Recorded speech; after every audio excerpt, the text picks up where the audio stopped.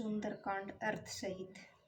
शांत स्वभाव वाले, सदा अविनाशी, किसी भी सीमा या मापदंड के भीतर न बसने वाले, त्रिगुणात्मिकता सत्व रज तम परमात्मा के परे होने से हमेशा समस्त कार्यों में निर्लिप्त रह पाप रहित, मुक्ति के मूर्त, सबको सब प्रकार की अधिदैविक आध्यात्मिक शांति देने वाले, ब्रह्मा शिव और शेषनाग जैसे ब्रह्मांड को रचने, संहार करने और धारण करने वाले देवताओं द्वारा पूजित, उपनिषद शास्त्र आदि में वर्णित रहस्य विद्या से जानने लायक, सर्वत्र सूक्ष्म रूप से विराजमान, देवों के भी उपास्य और मार्गदर्शक, अपनी लीला से मानव रूप में दशरथ आदि के यहाँ अवतरित होकर सगुण रूप में दिखने वाले, सेवकों के समस्त पापों को दूर करने वाले, दया के निधान रघुवंश में अपने अद्भुत उत्तम चरित्र के कारण श्रेष्ठ राजाओं में सबसे अधिक सम्मानित और विश्व के ईश्वर की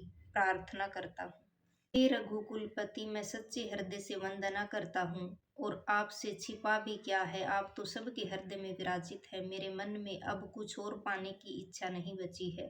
हे रघुकुलपति श्री राम, मुझे अपने चरणों की अनन्य और एकांतिक भक्ति प्रदान कीजिए तथा मेरे मन को काम, क्रोध, लोभ आदि दोषों से बिल्कुल मुक्त कर दीजिए।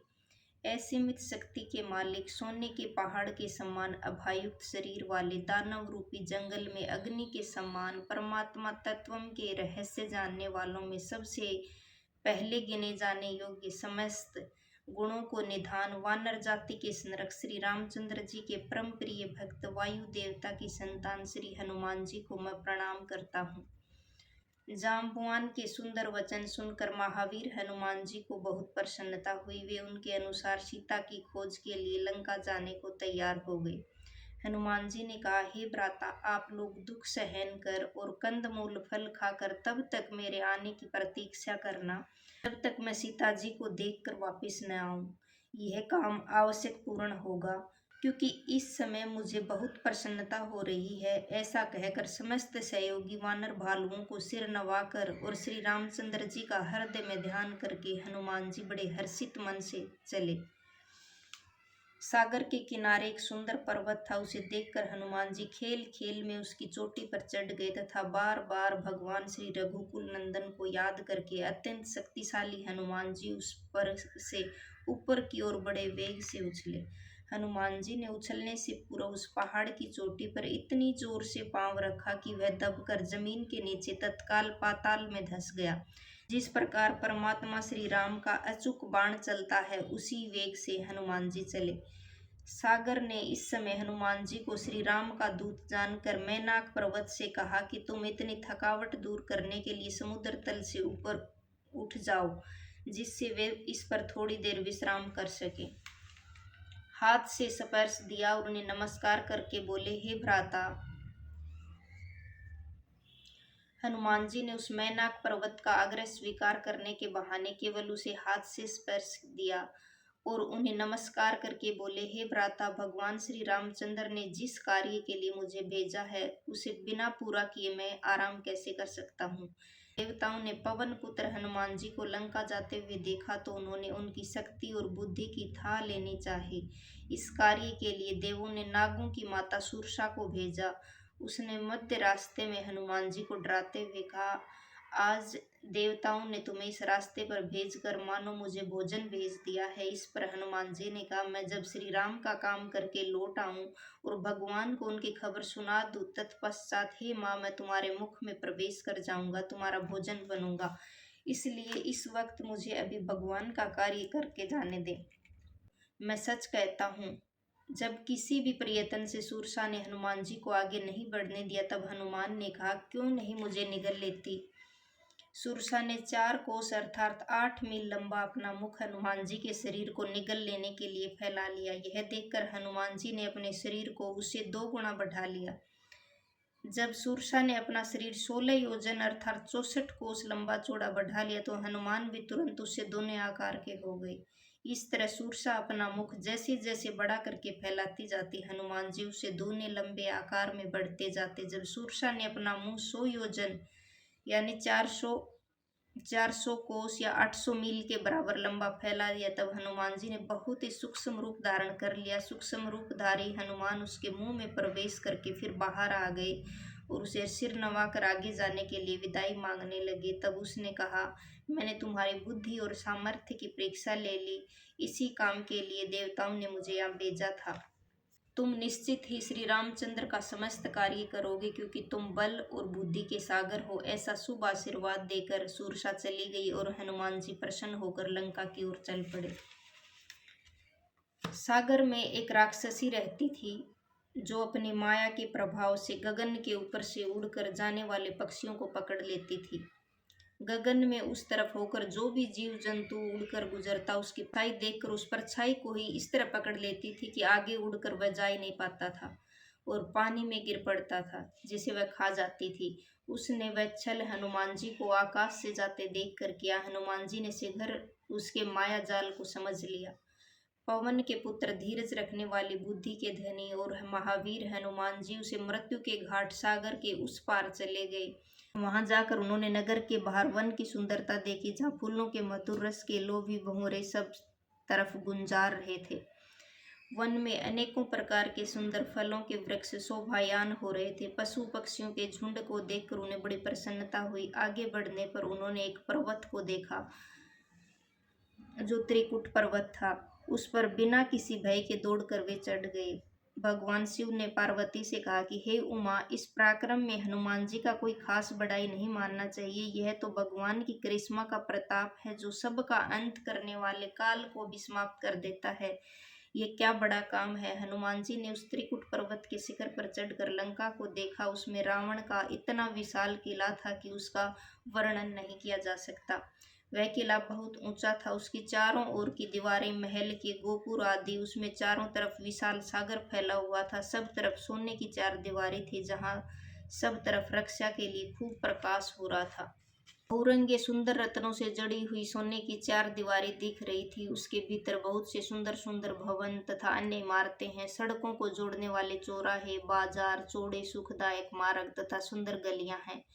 लंका नगर बहुत तरह से सजा धजा था।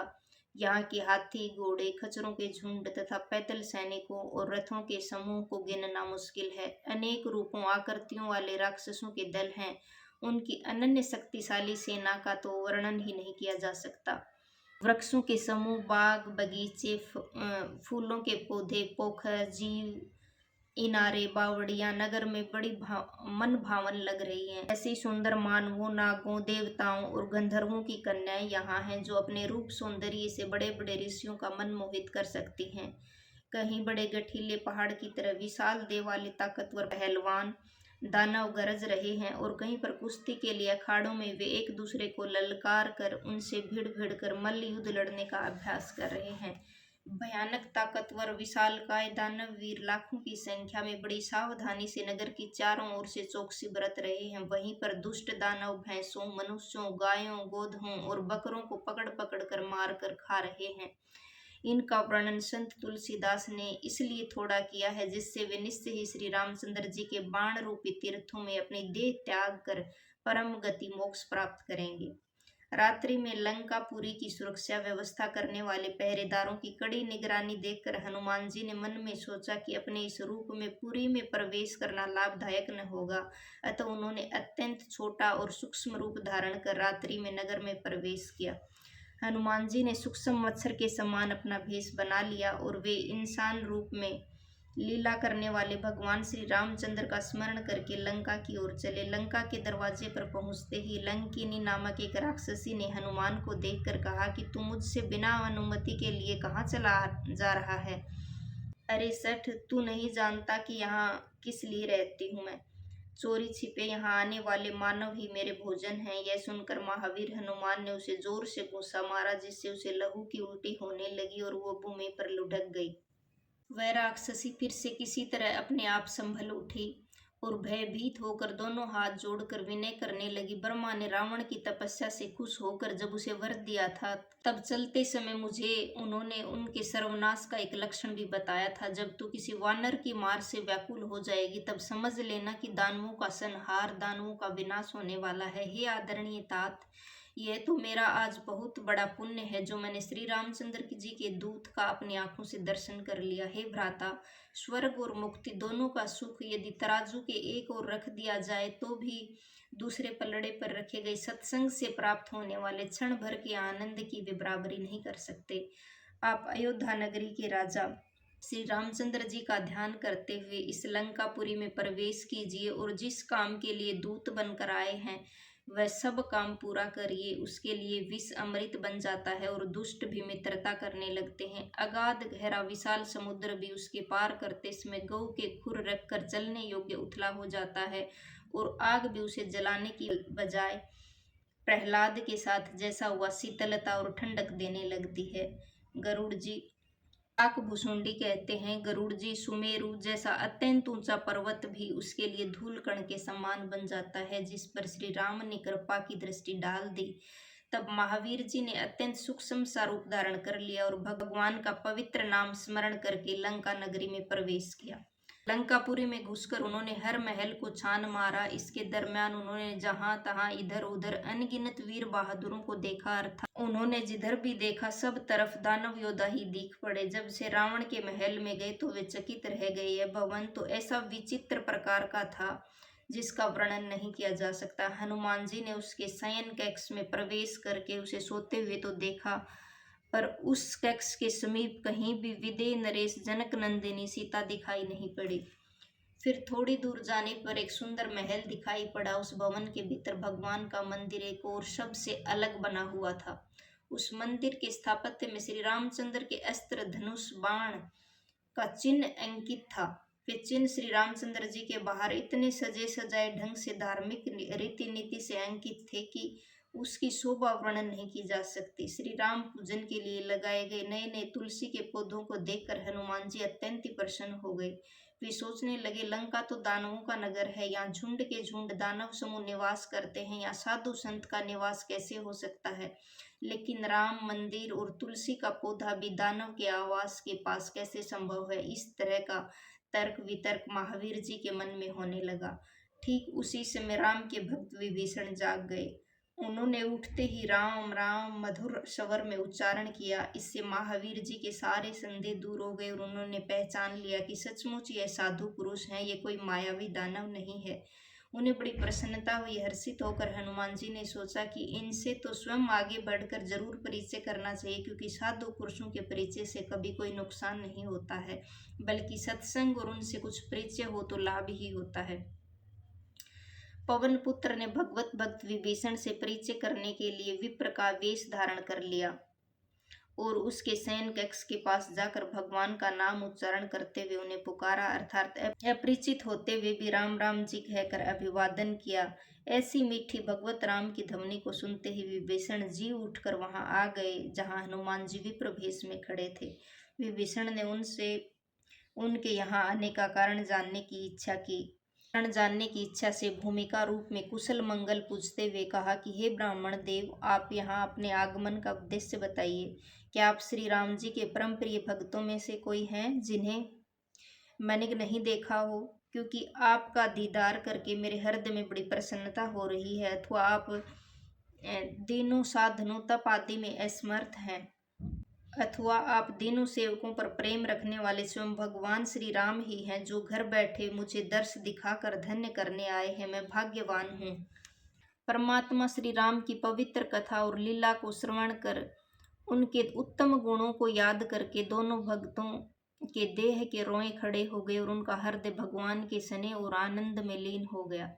विभीषण ने कहा, हे वायुपुत्र हनुमान जी, मैं यहाँ कैसे रहता हूँ सुनो। जिस प्रकार मुख में दांतों से गिरी हुई बेचारे जीभ रहती है, वैसी ही मेरी दशा है। हे भ्राता, मुझे असहाय जानकर क्या सूर्य वंश के संरक्षक श्री राम मुझे दर्शन देने की दया करेंगे?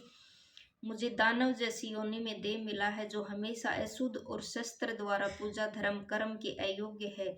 इससे कोई धार्मिक आध्यात्मिक साधना तो हो ही नहीं सकती, और न ही मेरे मन में परमात्मा श्री रामचंद्र जी के चरणों के प्रति अनन्य स्नेह है। लेकिन हे हनुमान जी, मुझे अब विश्वास हो गया है कि बिन भगवान की कृपा के अच्छे संत लोग नहीं मिलते हैं।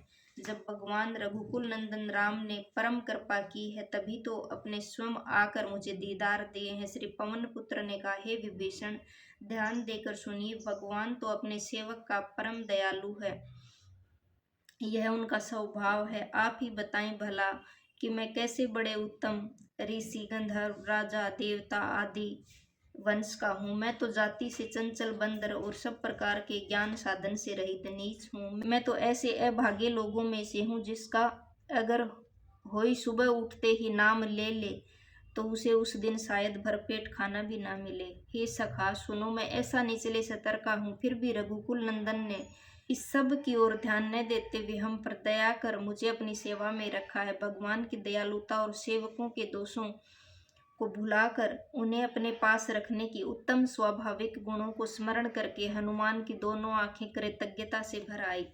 हे विभीषण, जो प्राणी भगवान श्री राम के ऐसे भक्त वत्सल्य स्वभाव को समझकर भी अपने मालिक को भूल जाते हैं और क्षणिक भौतिक सुख देने वाले विषयों के पीछे भागते रहते हैं, वे दुखी क्यों न होंगे।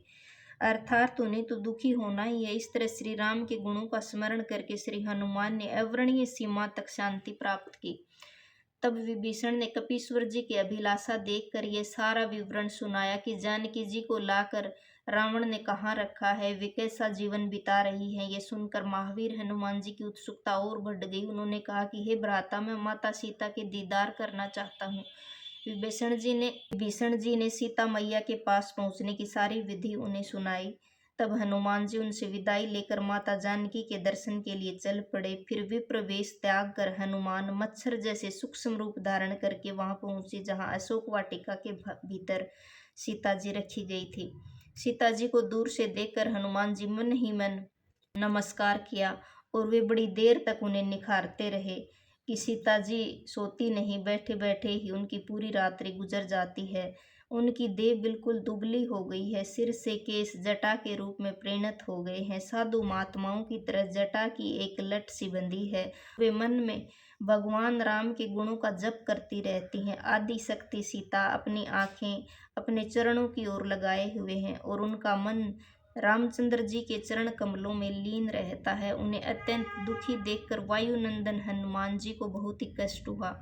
इस मध्य हनुमान जी वृक्षों के कोमल पत्तों के पीछे छिपे रहे, विचार करते रहे, भाई इस हाल में कैसे सीता जी का कष्ट दूर किया जा सकता है। मैं श्री राम का स्नेह संदेश इन्हें कैसे विनय करूं।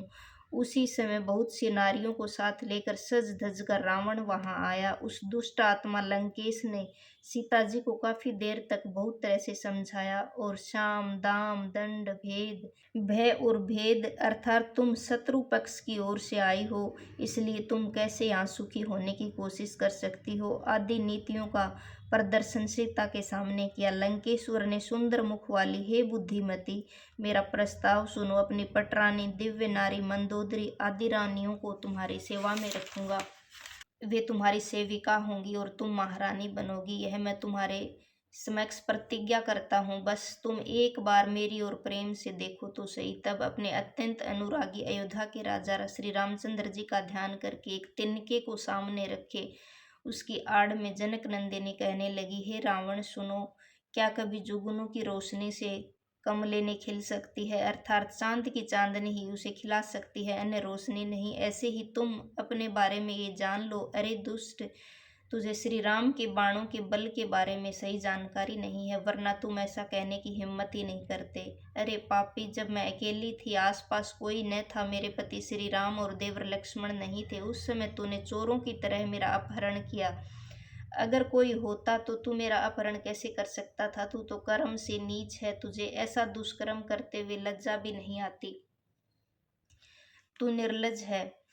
रावण स्वयं को जुगनू और श्री रामचंद्र जी को सूर्य के समान सीता के कटु वचन सुनकर अपने मयान से चंद्रहास नामक तलवार निकालकर बड़े क्रोध से उपट कर बोला, हे जनक नंदिनी, तूने मेरा अपमान किया है, इसलिए मैं इस तेज धार वाले तलवार से तेरा शीश काट डालूंगा। नहीं तो मैं मौका दे रहा हूँ, तू तुरंत मेरे प्रस्ताव को स्वीकार कर ले। हे सुंदर मुख वाली, अभी भी वक्त है, वरना तुझे अपने जीवन के साथ हाथ धोना पड़ेगा।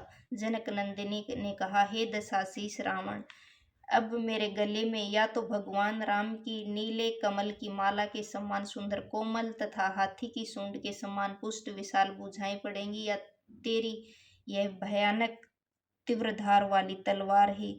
लेकिन मैं जीते जी ये प्रस्ताव को नहीं मानूंगी, यह मेरी सच्ची प्रतिज्ञा है। जनक नंदिनी बोली, हे दशाशीष की तलवार चंद्रहास, श्री राम के वियोग रूपी आग से उपजी मेरी भरी असह्य तपन को तू अपने वार से शीघ्र हर ले।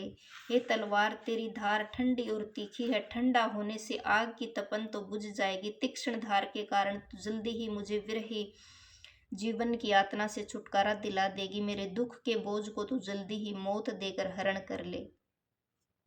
सियाजी की वाणी सुनकर जब वह उसे तलवार निकाल कर मारने दौड़ा, तब राक्षस राजमय की पुत्री मंदोदरी ने ऐसा करना नीति के खिलाफ कहकर रावण को समझाया। फिर रावण ने क्रोध में आकर सभी डरावनी राक्षसियों को बुलाकर सीता को तरह तरह से डराने धमकाने का निर्देश दिया, और जाते हुए उन राक्षसियों से लंकापति ने कहा कि अगर 30 दिन के अंदर सीता ने मेरा प्रस्ताव नहीं माना तो मैं तलवार से मार डालूंगा। ऐसा आदेश देकर लंकापति अपने स्थान को चला गया। इधर भयानक आकृतियों वाली राक्षसियों का झुंड तरह तरह के भयंकर रूप धारण करके सीता जी को सताने और डराने लगी। लंकाधिपति की प्रेरणा से सीता जी को रोज परेशान करने आने वाली राक्षसियों के समूह में संयोगवश त्रिजटा नाम की एक राक्षसी थी। वह भगवान श्री राम की भक्त थी, बड़ी अच्छी सूझबूझ वाली थी। उसने अपने झुंड की राक्षसियों को अपने पास बुलाकर अपना डरावना सपना सुनाया। वह बोली कि अरे राक्षसियों, सीता को मत सताओ, सीता जी की सेवा करके अपना जीवन धन्य बना लो। सुनो, मैंने ख्वाब में देखा है कि एक वानर ने आकर सारी लंका नगरी में आग लगा दी, राक्षसों की समस्त सेनाएं मार डाली गई। रावण बिना वस्त्र पहने, सिर मुंडाए और 20 हाथ कटाए गधे पर बैठा है। इस तरह वह दक्षिण दिशा की ओर जा रहा है, मानो लंका का सिंहासन विभीषण को मिल गया। लंकापुरी में सब तरफ रामचंद्र जी की जय जयकार हो रही है। तभी विभीषण ने सीता जी को अशोक वाटिका से बुलावा भेजा। मुझे तो पूरा भरोसा है कि यह ख्वाब शीघ्र ही 4 दिन के बाद सच होकर रहेगा। उसका सपना और सुझाव सुनकर बाकी सभी राक्षसियां भयभीत हो गई और जानकी देवी के चरणों में गिरकर प्रणाम करने लगी। तत्पश्चात वे सभी राक्षसियां वहां से उठकर जहां तहां चली गई। सीता जी मन में सोचने लगी कि 1 महीना बीतते ही ये दानवराज मुझे मार डालेगा, अब क्या करना चाहिए। हाथ जोड़कर सीता जी ने त्रिजटा से विनती की, हे माँ, एक तू ही मेरी मुसीबत में दिलासा देने वाली है। अब जल्दी से कोई ऐसा उपाय कर जिससे मैं इस देह को ही त्याग सकूं, क्योंकि अब मुझे श्री राम का वियोग सहा नहीं जाता। अब मेरे लिए यह सहन करना बहुत भारी पड़ रहा है।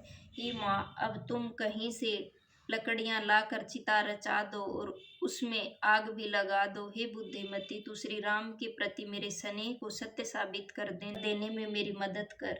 अब लंकाधिपति की शूल के सम्मान सुखदायी चुभने वाली बातें कानों में कौन सुनेगा। अर्थात तब रावण की कठोर वाणी सुनने से अच्छा तो मृत्यु प्राप्त करना है। सीता जी की वाणी सुनकर त्रिजटा ने अपना पांव पकड़ लिया और उन्हें समझाया, ऐसा करना उचित नहीं है, तथा श्री राम के बल पराक्रम की महिमा और उनकी कीर्ति का बखान किया। उसने कहा, हे सुकुमारी देवी, थोड़ा धैर्य रखो, रात्रि में यहाँ आग नहीं मिलती। यह कहकर वह अपने घर चली गई।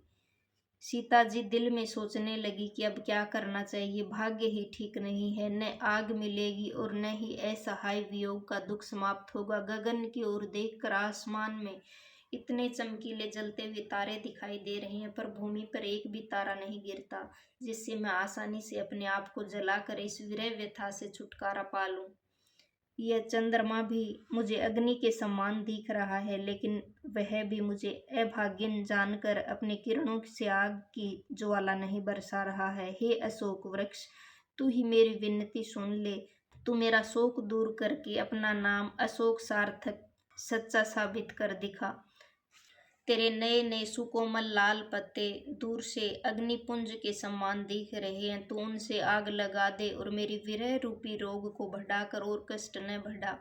सीता जी को श्री राम के विरह में अत्यंत व्याकुल देखकर यह क्षण हनुमान जी के लिए कल्प, सतयुग, त्रेता, द्वापर और कलयुग के हजार हजार बार बीतने अर्थात 64,80,000 मानव वर्ष के समान बीता। क्योंकि कष्ट में समय बहुत मुश्किल से कटता है। जब वायुनंदन जी ने खूब सोच विचार कर यह तय किया कि इस समय मुझे सीता मैया का दुख कुछ कम करने का प्रयत्न करना चाहिए, सीता के ठीक सामने उन्होंने भगवान राम के द्वारा दी गई पहचान रूपी मुंदरी गिरा दी, जो ऐसा लगा मानो अशोक वृक्ष दहकता हुआ अंगारा ही दे दिया है। यह देखकर सीता जी ने हर्षित मन से उठकर उसे अंगूठी को अंगारा समझकर हाथ में उठा लिया। तब जनक किशोरी ने राम जी का नाम जिस पर उभरा हुआ है ऐसी अत्यंत सुंदर मुद्रिका देखी। उसे देखते ही उन्होंने पहचान लिया और आश्चर्य से उसे बार बार देखने लगी। उस समय भगवान की अंगूठी पाने की खुशी और प्रभु राम के स्मरण से विरह की व्यथा और बढ़ जाने से हृदय में व्याकुल हो उठी। चिंतित होकर मुद्रिका को अपने पास तक पहुंचने की स्थिति पर विचार करने लगी कि यह मुद्रिका माया इंद्रजाल से तो बन नहीं सकती, क्योंकि भगवान श्री राम का नाम स्वयं के समस्त बंधन काटता है।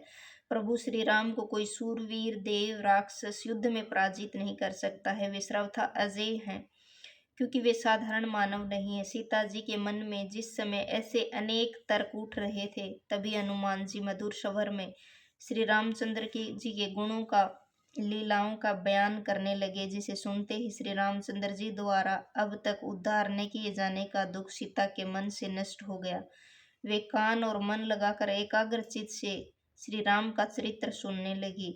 जब हनुमान जी ने श्री राम के अवतार लेने से लेकर अब तक घटी सारी घटना को कथा रूप में वर्णित किया, वे बोली, जिसने मेरे कानों के लिए अमृत के समान ये सुंदर कथा सुनाई, वह भाई क्यों नहीं मेरे सामने आते, अर्थात मैं देखूं तो सही वह श्री राम सेवक कौन है। यह सुनकर हनुमान जी सीता के समीप पहुंच गए। सीता ने उन्हें बंदर रूप में देखा तो मुख फेर लिया, क्योंकि उन्हें विश्वास ही नहीं हो रहा था कि ऐसी सुंदर कथा कोई वानर जाति का जानता होगा। उन्हें देखकर आश्चर्य होने लगा। जनक कुमारी संदेह को दूर करने के लिए हनुमान बोले, हे माँ जनक नंदिनी, मैं श्री राम का संदेह वाहक दूत हूँ।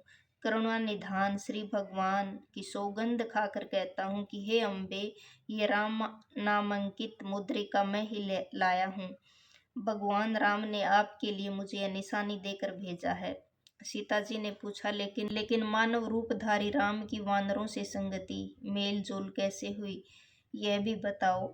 तब पवन पुत्र ने सीता हरण के बाद किष्किंधा नगरी आने से लेकर सुग्रीव आदि से मित्रता, बालीवध आदि का वृत्तांत विस्तार से कह सुनाया। हनुमान जी के प्रेम पूर्ण वचनों को सुनकर सीता जी के मन में उनके प्रति विश्वास पैदा हो गया और उन्होंने यह अच्छी तरह जान लिया कि यह मन, कर्म और वाणी तीनों से कृपालु और श्री राम का अनन्य भक्त है। हनुमान को परमात्मा का सेवक जानकर सीता जी के मन में उनके प्रति गहरा स्नेह उमड़ आया। उनकी आंखों में स्नेह की अधिकता के कारण आंसू भर आए और उनकी देह अत्यंत रोमांचित हो गई। सीता ने कहा, हे भ्राता, श्री राम के विरह रूपी समुद्र में मैं डूब रही थी। तुम तो मेरे उद्धार करने वाले जहाज साबित हुए। मैं तुम्हारे बलिहारी जाती हूँ। अब अपने छोटे भाई लक्ष्मण के साथ खर नामक असुर के शत्रु सभी सुखों के निधान प्रभु रामचंद्र जी का कुशल मंगल सुनाओ।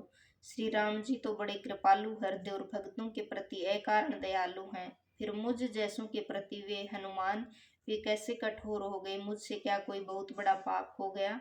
वैसे तो अपने भक्त का दुख दूर कर उसे सुख देना उनका स्वभाव है। रघुकुल के स्वामी श्री राम क्या कभी मुझे याद करते हैं?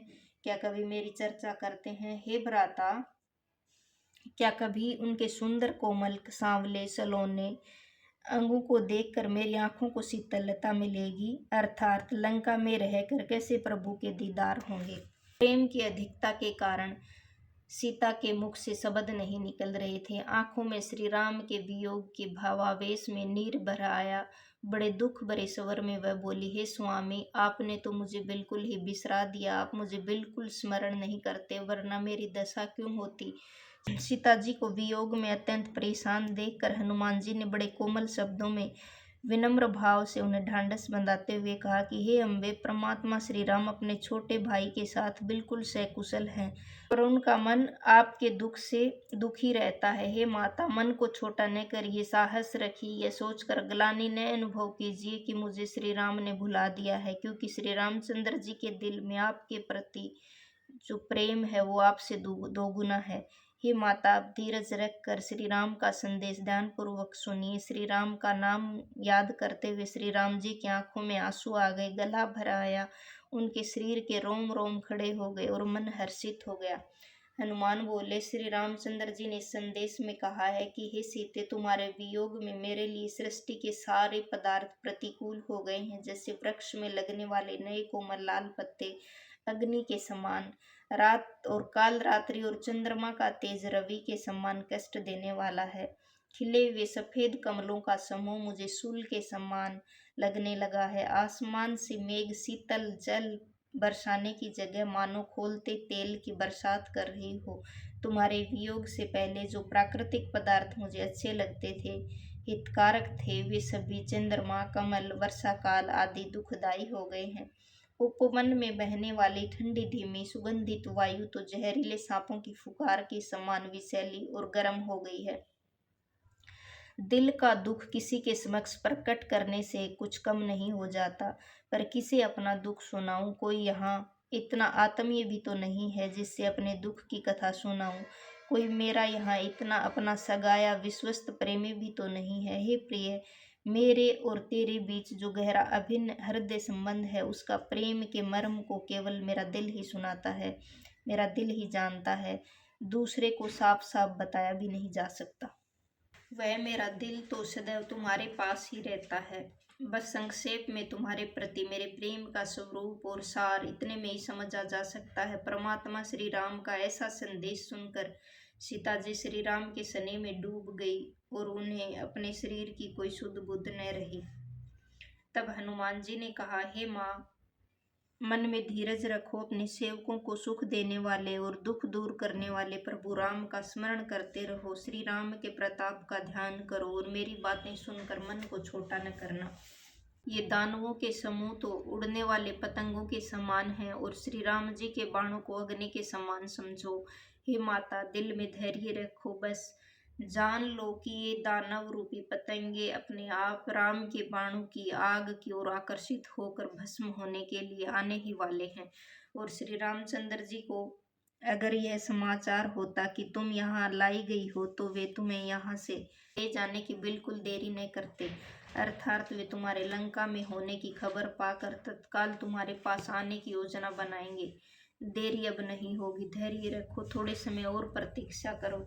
हे अंबिका, जनक किशोरी, रामबाण रूपी रवि के उदय होने पर दानव रूपी अंधेरा कैसे रह सकता है? अर्थात राम के बाणों की रोशनी फैलते ही राक्षसों का सर्वनाश सुनिश्चित है।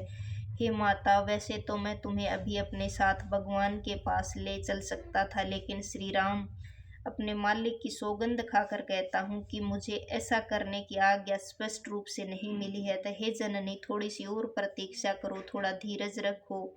श्री राम सारी वानर सेना सहित यहाँ शीघ्र आएंगे, समस्त दानवों का संहार करके तुम्हें लंकापुरी ले जाएंगे। जब नारद आदि देवताओं के ऋषि तीनों लोकों में उनका और तुम्हारा गुणगान गाएंगे। यह सुनकर सीता ने आश्वस्त होने के लिए पूछा कि हे पुत्र, क्या वे सभी वानर श्री राम के साथ यहाँ आएंगे? तुम्हारे ही समान सरल छोटे आकार के विनीत स्वभाव के हैं, क्योंकि यहाँ तो दानव योद्धा बड़े ही बलवान हैं। इसलिए मुझे तो तुम्हारी वानरी सेना की पौरुष शक्ति पर बहुत शंका हो रही है। तुम जैसे साधारण बंदर इन महान योद्धाओं पर विजय प्राप्त कैसे करेंगे? यह सुनकर उनका संदेह दूर करने के लिए हनुमान जी अपने विशालकाय रूप में उनके सामने प्रकट हुए, जो कि सोने के पहाड़ के समान लंबा, ऊंचा, चौड़ा और युद्ध क्षेत्र में दुश्मनों के हृदय में अत्यंत आतंक उत्पन्न करने वाला अत्यंत पुष्ट और बलिष्ठ लग रहा था। हनुमान जी के भयावना विशाल देह को देखकर सीता जी के मन में पक्का विश्वास हो गया कि वे वानर राक्षसों के योद्धाओं का अवश्य सर्वनाश करेंगे। तब सीता जी के सामने हनुमान जी अपने पहले वाले आकार में आ गए, ताकि सीता के अलावा कोई दूसरा यह रहस्य अभी न जान ले। फिर विनम्रता प्रकट करते हुए हनुमान जी ने कहा, हे जगदम्बे सुनो, हम वानर लोग हैं, हम में बहुत तीव्र बल और बुद्धि नहीं होती। यह सब परमात्मा श्री राम की कृपा है, लेकिन यदि प्रभु का आशीर्वाद हो तो छोटा सा सांप भी अपने शक्तिशाली गरुड़ को खा सकता है। अर्थात अत्यंत दुर्बल प्राणी भी प्रभु की कृपा से अत्यंत बलवान को पछाड़ सकता है। इसमें आश्चर्य की कोई बात नहीं। भगवान की भक्ति, प्रताप, तेजस्विता और शक्ति से भरपूर हनुमान जी के वचन सुनकर भगवती सीता जी के मन को बहुत प्रसन्नता हुई और वे संतुष्ट हो गई कि सभी वानर हनुमान जी की तरह अत्यंत शक्तिशाली और बुद्धिमान होंगे। उन्होंने हनुमान को प्रभु का अत्यंत प्रेमी जानकर आशीष दिया। हे तात, तुम शक्ति और सदाचार के भंडार बनो। हे पुत्र, तुम वृद्ध कभी न हो, तुम देवताओं की तरह मृत्यु पर विजय प्राप्त करो और तुझ में अनेक उत्तम गुणों का विकास हो तथा भगवान तुम पर बहुत खुश रहे, भगवान मुझ पर कृपा करें। यह सुनते ही हनुमान जी की खुशी की कोई सीमा न रही और पूरी तरह भगवान के स्नेह में मग्न हो गए। हनुमान जी ऐसा उत्तम आशीष पाने के बाद सीता जी की उदारता के प्रति आभार प्रदर्शित करने के लिए उनके पांव में बार बार सिर झुकाकर नमस्कार करने लगे और हाथ जोड़कर बोले, हे माता, मेरा जीवन धन्य हो गया, क्योंकि आपका आशीष तो अचूक है, ये संसार जानता है। हे माता सुनो, सुंदर सुंदर फल वाले वृक्षों को यहाँ देखकर मुझे बहुत भूख लग रही है। सीता बोली, पुत्र सुनो, यहाँ तो इन फलों वाले वृक्षों के समूह की रखवाली में बड़े बड़े बलशाली योद्धा राक्षस नियुक्त हैं। पवन पुत्र बोले, हे अम्बे, यदि आप मन में प्रसन्नता अनुभव करें, खुशी से मुझे आज्ञा दें, तो मुझे उनका भय बिल्कुल नहीं होगा। हनुमान जी की शीघ्र उत्तम निर्णय लेने की क्षमता वाली बुद्धि और इन सब को दमन करने वाली शक्ति दोनों को पर्याप्त समझकर जनक नंदिनी जी ने कहा कि बेटे जाओ और भगवान राम जी को हृदय में विराजमान रखकर इस वन के मीठे फल खाओ। हनुमान जी सीता जी के चरणों में सिर झुकाकर उस अशोक वाटिका के सुंदर फलों वाले बगीचे में अंदर तक घुसते चले गए। वानरों के स्वभाव के अनुसार कुछ फलों को खाकर वृक्षों की डालियां तोड़ने लगे। वहां रखवाली करने वाले जो बड़े सूरवीर राक्षस वीर थे, उनमें कुछ को पकड़ पकड़ कर मौत के घाट उतार डाला, तो कुछ अन्य राक्षसों ने जाकर रावण के दरबार में सूचना दी, हे महाराज लंकाधिपति, आपके प्रिय पुत्र मेघनाथ से भी दुलारे और प्राणों से प्रिय अशोक बाग में न जाने कहाँ से एक बड़ा भयंकर शक्तिशाली बंदर आ गया है। उसने तो संपूर्ण बाग उजाड़ डाला, अर्थात तहस नहस कर दिया है। उसने कुछ फल खाए और कुछ फलों के वृक्ष उजाड़ दिए और रखवाले योद्धा पहरेदारों को उसने हाथों से मसल मसल कर धक्का देकर जमीन पर पटक दिया। यह सारा वृत्तांत सुनकर रावण ने उस वानर को पकड़कर मारने के लिए बहुत से सूरवीर राक्षस योद्धा भेजे। उन्हें लड़ने आया देखकर हनुमान ने भयानक गर्जना कर उन्हें ललकारा। उनमें बहुत से दानवीर योद्धाओं को हनुमान ने मार डाला, पर जो कुछ एक बहादुर राक्षस अधमरे रह गए थे, उनमें से किसी ने भाग कर जाकर रोते चिल्लाते कराते हुए अपने स्वामी रावण को इस घटना की सूचना दी। इस बार दशाशीष ने अपने बहादुर पुत्र अक्षय कुमार को भेजा। वह अपने साथ अत्यंत बलवान अनगिनत वीर योद्धाओं को साथ लेकर अशोक वाटिका की ओर प्रस्थान किया। उसको वीर राक्षस सेनाओं के साथ आते देखकर हनुमान जी ने हाथ से एक विशाल वृक्ष उखाड़ लिया और उसे आगे आने को ललकारा। उसके पास आने पर वह पेड़ उस पर दे मारा, जिससे वह मर गया। इसके बाद हनुमान जी ने बहुत जोर से गर्जना की। कुछ दानव योद्धाओं को मृत्युशैया पर सुला दिया, कुछ को हाथों से मसल दिया और कुछ को क्रोध में पकड़ पकड़ कर जमीन पर धक्का देकर धूल में मिला दिया। इससे घबराए हुए कुछ दानवों ने जाकर फिर लंका नरेश रावण के पास गुहार की कि हे स्वामी, वह वानर तो बहुत ही शक्तिशाली है, उसने अक्षय कुमार को भी मौत के घाट उतार डाला। लंकेश्वर ने जब यह सुना कि उसका छोटा पुत्र अक्षय कुमार मार डाला गया है, तो वह क्रोध में आग बबूला हो उठा और उसने उससे बदला लेने के लिए अपने सबसे छोटे बेटे मेघनाथ को बुलावा भेजा और आदेश दिया कि उसे जान से नहीं मारना है, बस उसे तुम बांध लाना, जिससे कि यह देखा जा सके कि वह बंदर कहाँ का है और किसने भेजा है। देवताओं के नायक इंद्र को भी युद्ध में जीतने वाला महान ताकतवर योद्धा रावण का पुत्र मेघनाथ हनुमान को पकड़ने चला।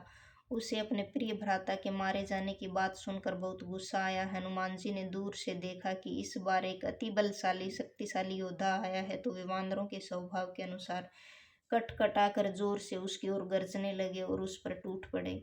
हनुमान ने अशोक वाटिका से एक बहुत बड़े वृक्ष को उखाड़ कर रावण पुत्र मेघनाथ के रथ पर दे मारा, जिससे उसका रथ चकनाचूर और मेघनाथ को पैदल चलने को मजबूर कर दिया। उसके हाथ आई वीर दानवों की सेना के योद्धाओं को पकड़ पकड़ कर हनुमान ने अपने विशाल कठोर शरीर से रगड़ रगड़ कर मसलने लगे। जब मेघनाथ की सहयोगी सेना के सारे वीर धराशायी हो गए तो हनुमान सीधे मेघनाथ से जा भिड़ा। वे दोनों लड़ते हुए ऐसे लग रहे थे मानो दो विशाल हाथी आपस में भिड़ गए हों। फिर पवन पुत्र मेघनाथ ने जोर से एक घूंसा मारा जिससे वह क्षण भर के लिए बेहोश हो गया और हनुमान जाकर एक वृक्ष पर बैठ गए। बेहोशी से उठकर मेघनाथ ने विभिन्न प्रकार की माया रचकर हनुमान को मोहित करने का उपाय रचा और वायुनंदन हनुमान किसी भी तरह उसके वश में नहीं आ रहे थे। तुम्हारे बारे में शायद कुछ पता नहीं, पर ऐसा नहीं है। मैं तुम्हारे बल प्रताप के बारे में बहुत सुन चुका हूँ। एक बार तुम्हारा युद्ध सहस्त्रबाहु से हुआ था और एक युद्ध बलि के साथ भी हुआ था जिसमें तुम्हें काफी अपयश मिला था। हनुमान जी के वचनों को सुनकर लंकेश्वर ने उसे हंसी उड़ाते हुए जवाब में स्पष्टीकरण देने की बजाय बात टाल दी। हे दानवराज, मुझे बड़ी जोर की भूख लगी थी, इसलिए मैंने वाटिका के फल खाए और वानर स्वभाव के अनुसार मैंने वृक्षों को तोड़ा। हे लंकेश, सभी को अपनी देह के स्वाभाविक प्यार होता है। दुष्ट आचरण करने वाले तुम्हारे दानव सेवक जब मुझे मारने लगे तो जिन्होंने मुझे मारा मैंने उन्हें मौत के घाट उतारा। इसमें मेरी क्या गलती है? उस पर भी तुम्हारे बेटे ने मुझे बांध लिया, परंतु कोई बात नहीं, मुझे अपने बंधे होने की कोई शर्म नहीं। मैं तो केवल अपने स्वामी का काम करना चाहता हूँ। हे लंकेश्वर, मैं तुमसे केवल एक विनय करना चाहता हूँ और तुम झूठे अभिमान की बातें छोड़कर मेरी शिक्षा पर ध्यान दो। तुम अपने वंश के बारे में सोचो। तुम्हारा ये सब सीता हरण आदि के आचरण तुम्हारे वंश की महिमा के विरुद्ध है, पाप है। और सारे फालतू के मोह माया भ्रम त्याग कर ऋषि पुत्र की तरह श्रेष्ठ आचरण वाले बनकर सेवकों के जन्म मृत्यु का भय दूर करने वाले भगवान को याद करो। देव दानव और सारे जड़ चेतन जगत को खाने वाला महाकाल भी जिस प्रभु से अत्यंत डर बना रहता है, उस महान शक्तिशाली प्रभु से कभी दुश्मनी नहीं करनी चाहिए। मेरे कहने पर तुम हरण की हुई जानकी सम्मान वापस लौटा दो। खर नामक दानव के शत्रु भी श्री राम अपने शरण में आए हुए की हमेशा रक्षा करते हैं। वे कृपा के समुद्र हैं। अगर तुम उनकी शरण में जाकर विनय करो तो वे तुम्हारा सारा अपराध भुलाकर तुम्हें भी अपनी शरण में लगा लेंगे।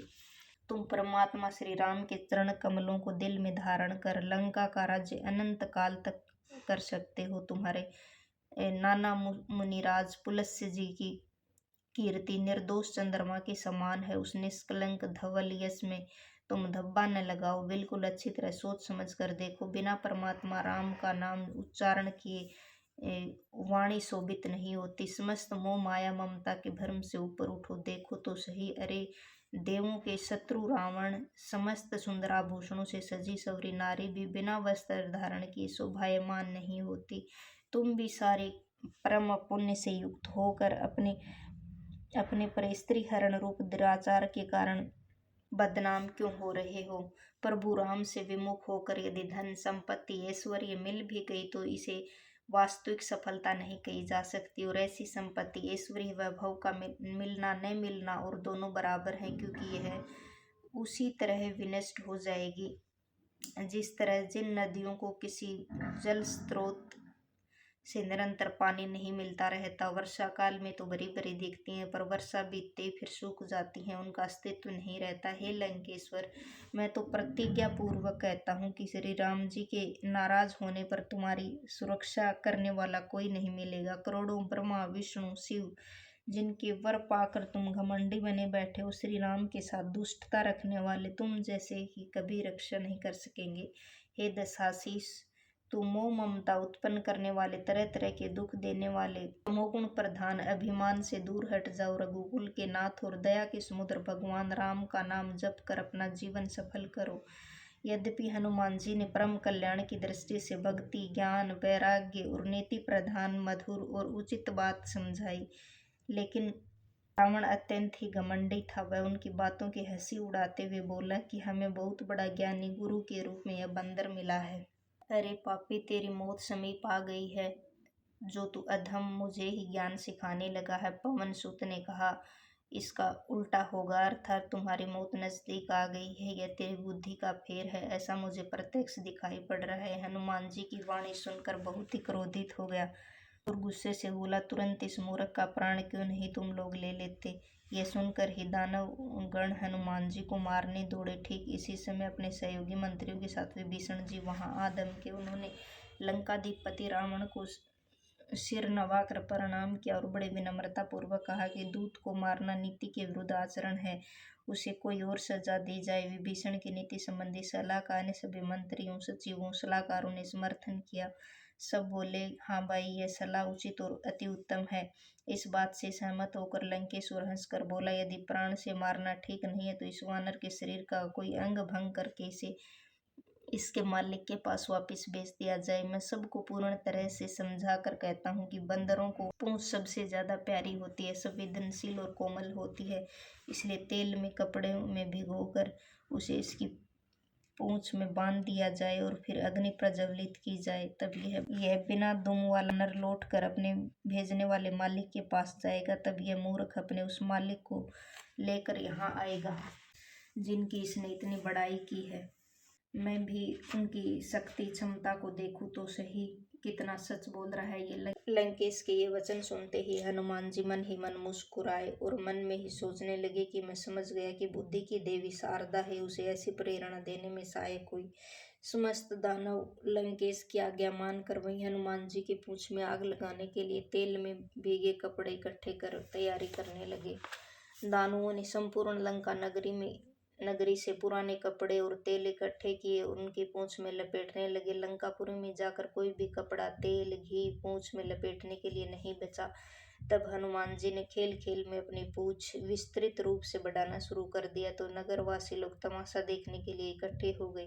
वे सभी हनुमान जी को पैर से ठोकरें मारने लगे, उनके हंसी उड़ाने लगे। हर तरफ ढोल बजने लगा, लोग तालियां पीटते हनुमान जी को लंकापुरी में इधर उधर घुमाते फिराते रहे। फिर पूंछ में अग्नि प्रज्वलित कर दी। अग्नि को जलते हुए हनुमान जी ने जब देखा तो वे फिर से शीघ्र बहुत छोटे रूप में आ गए। अपने बंधन से बाहर निकलकर हनुमान जी अपने सूक्ष्म रूप में महलों की सोने की अटारियों पर जा चढ़े। जलती हुई लंबी पूंछ की लपटों से दानवों की नारियां बहुत भयभीत हो गई। उस समय भगवान की दया से उच्चनाश तरह की वायु चलने लगी और हनुमान जी बहुत जोर से अट्टहास करके गरजते हुए पहुंचे आसमान की ओर उछले। हनुमान जी का शरीर तो विशाल था, पर इस कारण वे बड़ी फुर्ती से दौड़कर उछलकर एक महल से दूसरे महल पर चढ़ जाते। इससे पूरी लंका का आग की भयंकर लपटों में घिर गई। लोग बेहाल हो गए। आग की करोड़ों लपटें आसमान लपलपाती इधर उधर झटपटती दिखाई पड़ रही थी।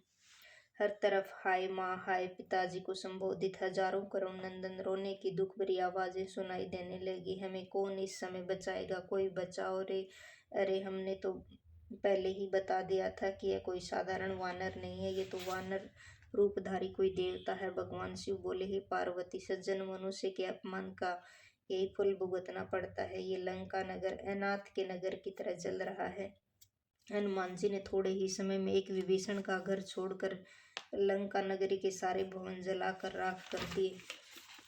भगवान शिव ने कहा कि हे पार्वती, दूसरों के घरों को जलाते हुए हनुमान जी की पूंछ में आग लगने पर भी वे स्वयं नहीं जले, क्योंकि वे तो उसी के दूत हैं जिसने अग्नि को पैदा किया है।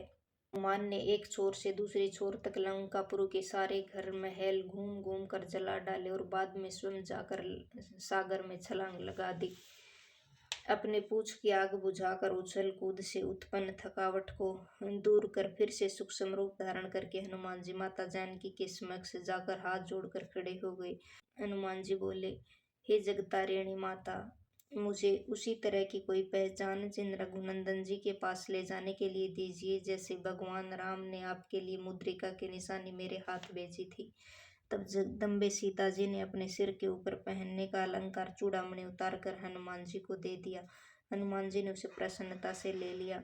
सीता बोली कि हे भ्राता श्री राम को मेरा नमस्कार बोलना और इस तरह से विनय करना, हे प्रभु, यद्यपि आपके सब तरह पूर्ण काम है, आपके मन में स्वयं के लिए कोई स्वार्थ नहीं, तो भी दीन दुखियों पर दया करना तो आपका स्वभाव है। मैं बिल्कुल दीन हूँ, इसलिए हे दीनों पर दया करने वाले दीनानाथ, आपके यश का ध्यान रखते हुए हे स्वामी मेरी भयंकर विपदा को दूर करो। हे भ्राता, तुम प्रभु राम को इंद्र के पुत्र जयंत की वह घटना स्मरण दिलाना जिसमें प्रभु ने तिनके के बाण से उसे तीनों लोकों का चक्कर कटवाया। कहीं से उसकी कोई सुरक्षा करने वाला कोई नहीं मिला और अंत में वह लौटकर परमेश्वर के चरणों में क्षमा मांगकर थोड़ा दंड पाकर ही रहा। और प्रभु श्री राम के बाणों का प्रभाव स्मरण कराना। ये साफ बताना कि यदि 1 महीने तक अंदर नहीं आए तो फिर वे मुझे जिंदा नहीं देखेंगे, अर्थात लंकेश्वर मुझे मार डालेगा या मैं स्वयं ही प्राण दे दूंगी। हे भ्राता हनुमान, तुम्हें बताओ अब मैं किस तरह अपने जान बचाए रखूं। हे भ्राता, तुम भी अब यहाँ से जाने को कह रहे हो। तुमको देखने से थोड़ी सी राहत मिली थी। परमेश्वर के वृह रूपी आग की जलन छाती में शांत हुई थी, लेकिन तुम्हारे चले जाते ही मेरे लिए फिर वियोग के दिन और रात कैसे कष्टदायी हो जाएंगे, वैसे ही कष्टदायी हो जाएंगे। हनुमान ने माता सीता जी को बहुत तरह से समझाया बुझाया और उन्हें धैर्य बंधाया। फिर उनके चरण कमलों में सिर नवाकर उनकी आज्ञा लेकर भगवान राम के पास जाने के लिए विदाई ली। लंकापुरी के चलते समय हनुमान ने बड़े भयानक रूप में गर्जना की, जिसे अचानक सुनकर डर के मारे दानवों की पत्नियों के गर्भ गिरने लगे। समुद्र को लांघकर वे जब इस पार वानर सेना की ओर आए तब जोर से हर्षध्वनि वानरों की किलकिलाहट के रूप में सुना। सभी वानर समूह को हनुमान के दर्शन से जान में जान आई, क्योंकि वे सब अब तक सीता की खोज खबर न पाकर वानर राज से दंडित होने की हालत में थे। इससे उन्हें ऐसे लग रहा था कि उन्हें नई जिंदगी मिल गई है। उन्होंने गौर से निरखा कि हनुमान जी का चेहरा बहुत प्रसन्न है और वे कार्य में सफलता का सूचक विशालकाय देह में तेज चमक रहा था। इससे सबने अनुमान लगा लिया कि हनुमान ने श्री राम का कार्य जरूर संपूर्ण कर लिया है। सभी वानर भालूगण हनुमान जी से मिले और अत्यंत प्रसन्न हुए। जैसे कि सूखते हुए जलाशय में तड़पती मछलियों को पर्याप्त पानी मिल गया हो। सभी प्रसन्न होकर हनुमान ने से सीता की खोज खबर लेने के दौरान घटी घटनाओं की सूक्ष्म से सूक्ष्म बातें भी जानने को उत्सुक थे। अतः सब बातें पूछते हुए वे रघुनाथ श्री रामचंद्र जी के पास चले। वहां सागर तट से किष्किंधा नगरी की ओर जाते हुए वानर राज सुग्रीव के किले के अंग के रूप शाही बाग मधुवन में सारे वानर घुस गए और वानर राज अंगद की आज्ञा से सबने भर भर पेट मधुर फल वहां खाए। इन सब फलों के रखवाले पहरेदारों ने फल तोड़ने से वानरों को मना किया तो उन्होंने घुसे मार मार कर उन्हें पस्त कर दिया, जिससे वे स्वयं बाग तोड़कर पलायन कर गए। उनमें से कुछ ने जाकर वानराज सुग्रीव से विनती की कि युवराज अंगद मधुवन को उजाड़ रहे हैं। यह सुनकर वानरपति किष्किंधा नरेश सुग्रीव ने प्रसन्न होकर समझ लिया कि वानरगण भगवान श्री राम का कार्य करके आ रहे हैं, क्योंकि अगर वानरगण सीता की खोज खबर नहीं लगा पाए होते तो वे कैसे मधुवन के फल खा सकते थे। जब सुग्रीव ऐसा विचार कर रहे थे तभी वानरों के झुंड वहां आ गए। सभी ने आकर सुग्रीव के चरणों में सिर नवाया। वानरराज सुग्रीव सभी से बड़े स्नेह से मिले। उन्होंने सबका कुशल मंगल पूछा। वानर बोले कि आपके दर्शन कृपा प्रसाद से सब कुशल हैं। श्री राम की कृपा से यह अद्भुत सीता की खोज का कार्य संपूर्ण हुआ है, अर्थात हमें सफलता मिली है। हे स्वामी, हनुमान जी ने यह सारा विलक्षण कार्य अकेले स्वयं ही पूरा किया और हम वानरों की जान बचा ली है। सुनकर सुग्रीव जी हनुमान से मिले और उनको साथ लेकर वानरों सहित श्री राम के पास चले। श्री राम जी ने जब सब वानरों को कार्य किए हुए प्रसन्नता पूर्वक आते हुए देखा तो उनके मन में अत्यंत खुशी हुई। श्री राम और लक्ष्मण दोनों भ्राता जहाँ स्फटिक शिला पर बैठे हुए थे वहीं पहुंचकर सभी वानरों ने उनके चरणों में नमस्कार किया। दया के समुद्र भगवान राम सभी वानरों से बड़े स्नेह से गले लगकर मिले और सबका कुशल मंगल पूछा। वानरों ने कहा, हे स्वामी, आपके चरण कमल का दर्श पाकर हम सभी सब कुशल पूर्वक हैं। बालू जाति के वयोवृद्ध प्रतिनिधि राम सेवक जमवंत ने कहा कि हे रघुनंदन, सुनिए स्वामी, जिस पर आप कृपा करते हैं वही सदा से कुशल रहता है, उसी का कल्याण होता है। साथ ही देवता मुनि और मानव भी उस पर प्रसन्न रहते हैं। वही भक्त इस जगत में विजयी विनयशीला और उत्तम गुणों का समुद्र बन जाता है। उसी का सुंदर यश संपूर्ण लोकों में फैलता है। प्रभु के दया से ही सारा कार्य हुआ है और इस कार्य के लिए आपने हमें चुना, सेवा का अवसर दिया, इसलिए आज जीवन धन्य हो गया, सफल हो गया। हे स्वामी, वायुपुत्र हनुमान ने जो महत्वपूर्ण कार्य किया है उन सब का पूरा विवरण तो 1000 मुखों से भी नहीं किया जा सकता। तब जामवंत ने हनुमान जी को सीता खोज, लंका दहन आदि से संबंधित सुंदर चरित्र श्री राम जी को सुनाया। सारे हनुमान के महान कर्तव्य सुनकर भगवान राम को बड़ी प्रसन्नता हुई। उन्होंने हर्ष के मारे हनुमान जी को फिर से गले लगा लिया और पूछने लगे, हे भ्राता, बताओ सीता जी लंका में किस तरह रहती हैं और दानवों से अपने प्राणों की रक्षा करते हैं। महावीर कपीश्वर जी ने कहा, हे प्रभु, सीता जी की रक्षा में आपका नाम दिन रात पहरा देता है और तुम्हारा ध्यान ही किवाड़ के समान है। पिताजी अपनी आंखों को अपने चरणों में लगाए रहते हैं, वही उन किवाड़ों में ताले के समान है। फिर उनके प्राण उनकी देह से बाहर जाएं तो किधर से कैसे जाएं। सीता जी ने लंका के चलते समय हमें अपनी निशानी के रूप में यह चूड़ामणि दी है। दशरथ नंदन श्री राम जी ने वह चूड़ामणि लेकर स्नेहपूर्वक अपने हृदय से लगा लिया। हे प्रभु, अपने दोनों आंखों में आंसू भरकर वैदेही ने कुछ संदेश भी दिया है।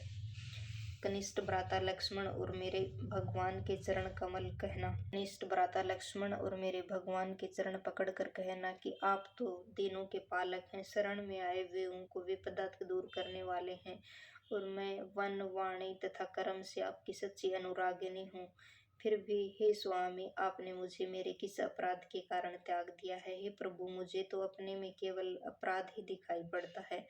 वह यह है कि भगवान से अलग होते ही मेरे प्राण क्यों नहीं चले गए, किंतु हे नाथ, यह तो मेरे नेत्रों का अपराध ही है। वे प्राणों के निकलते समय प्रभु के दर्शन की आस लगाए हुए उन्हें निकलने नहीं देते, उन्हें जबरन रोक लेते हैं।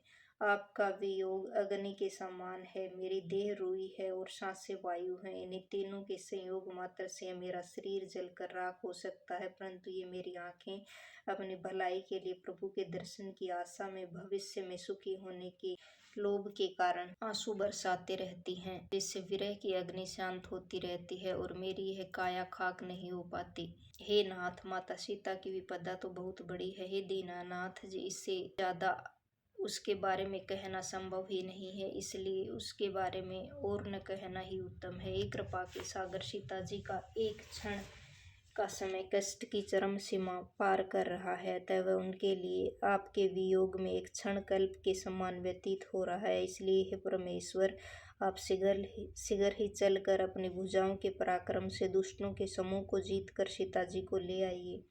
सीता जी का कष्ट सुनकर आनंद धाम परमात्मा के कमल जैसे नेत्रों में आंसू भर आए। वे बोले, हे कपीश्वर, वचन, देह और मन से जो हमेशा मेरा ही ध्यान करता है, उसे सपने में भी विपत्ति कैसे आ सकती है। हनुमान बोले, हे दीनों के पालक, बड़ी विपदा तो यही है कि आपके वियोग में आपका जप स्मरण और भजन ठीक से नहीं हो पा रहा है। हे परमेश्वर, दानवों की बात ही क्या है, वे तो आपके प्रताप के सामने क्षण भर भी नहीं टिक सकते। इन शत्रुओं को जीतकर आप सीता जी को ले आएंगे। हे कपीश्वर, सुनो, तुम्हारे सम्मान मेरा उपकार करने वाला कोई देवता, मनुष्य अथवा मुनि या प्राणी कोई भी देहधारी नहीं है। मैं तुम्हारे इस एहसान का बदला नहीं चुका सकूंगा, मेरा मन तुम्हारे सामना नहीं कर सकता। हे वानर श्रेष्ठ, मैं तुम्हारे इस एहसान रूपी ऋण से मुक्त नहीं हो सकता। ऐसा मैंने मन में अच्छी तरह विचार करके देख लिया है। देवताओं के रक्षक प्रभु राम बार बार हनुमान को दया दृष्टि से देख रहे हैं। उनकी आंखों में स्नेह के आंसू भर आए हैं और उनका शरीर पुलकित हो उठा। भगवान की वाणी सुनकर उनके प्रसन्न मुख तथा पुलकित शरीर को देखकर हनुमान जी बड़े प्रसन्न हुए और स्नेह विह्वल होकर, हे भगवान, मेरी रक्षा करो कहते हुए उनके श्री चरणों में लौटने लगे। भगवान श्री राम उन्हें बार बार उठाना चाहते हैं, परंतु स्नेह में डूबे हुए हनुमान जी को प्रभु चरणों को छोड़कर उठना अच्छा नहीं लगता। तब प्रभु ने अपना कर कमल हनुमान जी के मस्तक पर रख दिया। इस दशा को याद करके पार्वती पति शिव भक्ति में डूब गए। फिर अपने मन को सावधान करके भगवान शंकर अति सुंदर राम कथा कहने लगे। हनुमान जी को उठाकर प्रभु राम ने अपने हृदय से लगा लिया और उनका हाथ पकड़कर अपने बिल्कुल समीप बैठा लिया। प्रभु ने पूछा, हे वीर हनुमान, यह तो बताओ कि लंकेश के द्वारा सुरक्षित लंकापुरी और उसका अत्यंत दुर्गम किला तुमने कैसे जलाकर राख किया। जब हनुमान ने देखा कि प्रभु राम अत्यंत प्रसन्न हैं, तो वे बिल्कुल घमंड रहित होकर बोले, वानर का यही तो बहुत बड़ा पुरुषार्थ है कि वह वृक्ष की एक डाल से दूसरे डाल पर फांदता चला जाता है। मैंने तो सागर लांघ कर सोने की लंका नगरी जलाई, दानवों को मारा और अशोक वाटिका को उजाड़ा। यह सब कुछ तो हे श्री राम आपका ही आशीर्वाद है। स्वामी, इसमें मेरा कोई विशेष महत्व नहीं है। हे नाथ, जिस पर आपकी दया हो उसके लिए कुछ भी करना मुश्किल नहीं। आपकी कृपा से स्वयं तुरंत जल जाने वाली रुई भी बड़वा नामक आग का निस्संदेह जला सकती है। अर्थात प्रभु कृपा से असंभव कार्य भी संभव में बदल जाता है। हे भगवान, मुझ पर दया करके अत्यंत आनंद देने वाली अपनी अनन्य भक्ति दीजिए। हनुमान जी के अति सुंदर वचन सुनकर हे पार्वती, प्रभु श्री राम ने कहा, ऐसा ही हो।